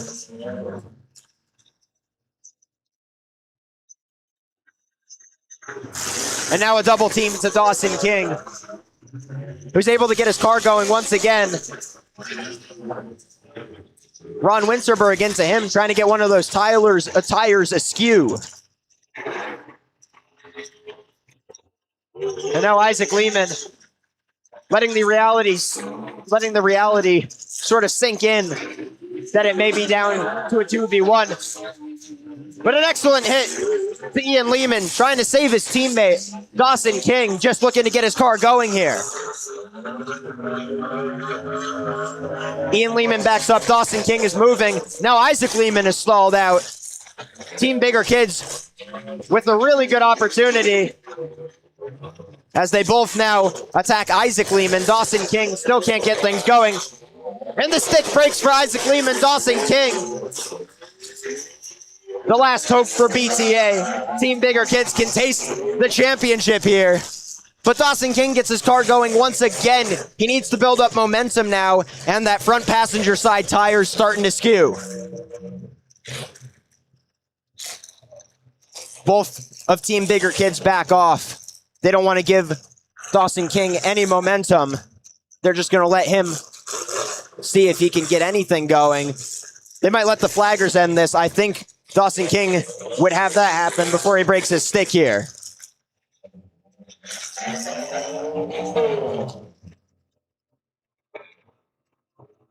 And now Ian Lehman going to talk to his brother Isaac Lehman, the other member of BTA. Fist bumping, as I think the reality has set in that Team Bigger Kids is going to get the win here. And just a great brotherly moment. Again, you talk about family and how much, especially for the Lehmans, that this family means as the flags wave and Team Bigger Kids, the Bigger Kids of this rivalry, Ian Lehman and Ron Winterberg, are going to be your 2026 Mobridge Demolition Derby champions. In a hard-fought battle, and we'll get the camera over to the celebration there. Those two, a well-deserved celebration in a tough-fought battle. Again, that rivalry goes back way more than just the final two here in this event. Isaac Lehman and Ian Lehman obviously being siblings. Dawson King and Ron Winterberg working with both of them. And the BTA, and Team BTA, as our public address announcer Spencer Gosh points out, going all the way from the Consolation Championship, they lost to Calistota Style in their first two-man team heat. Made it all the way to the final two and just ran out of gas a little bit at the end, but hugs there. So much sportsmanship going into all of this, really with the staff, with all of those who were driving, and such a great story from the Lehmans and from everybody that they get to work with, to mentor, all the friends that they make in the community that you see, really from everybody here. I've talked a lot about the Lehmans because I got to hear their story earlier today, but you notice how there's always handshakes going on, always fist bumps going on, always hugs after these events. There's so much camaraderie and community building that goes into everything that happens here at the Demolition Derby. It's been such a great honor to be a part of here for 2026 at the 33rd annual Demolition Derby. That is going to do it here for our broadcast tonight. Again, I can't thank enough everybody that decided to tune in. We didn't advertise this broadcast at all, so every single person that went to tune in and got eyes here on the Mobridge Demolition Derby, we thank you so much. And I also want to thank all of those who came up and talked to me and made today just the success that I truly think it was. Again, a special thank you to Jesse Williams from Susanville, California. He owns Williams Custom Concrete. He didn't have to come up here and introduce himself. He did because he wanted to make sure that we were getting the best coverage we can. He supports all of these different events. He says he sponsors a lot of them, and I'll tell you what, if we have a broadcast next year that I don't get started about 20 minutes before the event, I certainly will be reaching out to him, because I'd love to have him and everybody else that was a part of things here today be a part of the future, because it really, as much as I appreciate you tuning in, they all down there appreciate you tuning in even more. It's the people that tune in and watch these events that make these events so special. So thank you from the bottom of my heart to everybody who decided to tune in. Thank you to all of the competitors who were out there competing and who took the time to talk with me and share their stories today. And then, of course, as always, thank you to the Mobridge Rodeo Association for allowing this event to happen. Thank you to the Demolition Derby for allowing me to be here today. I've been Matthew Giavoni. Thank you so much, everybody, for tuning in. I hope you have a great night and you enjoyed the 33rd annual 2026 Mobridge Demolition Derby.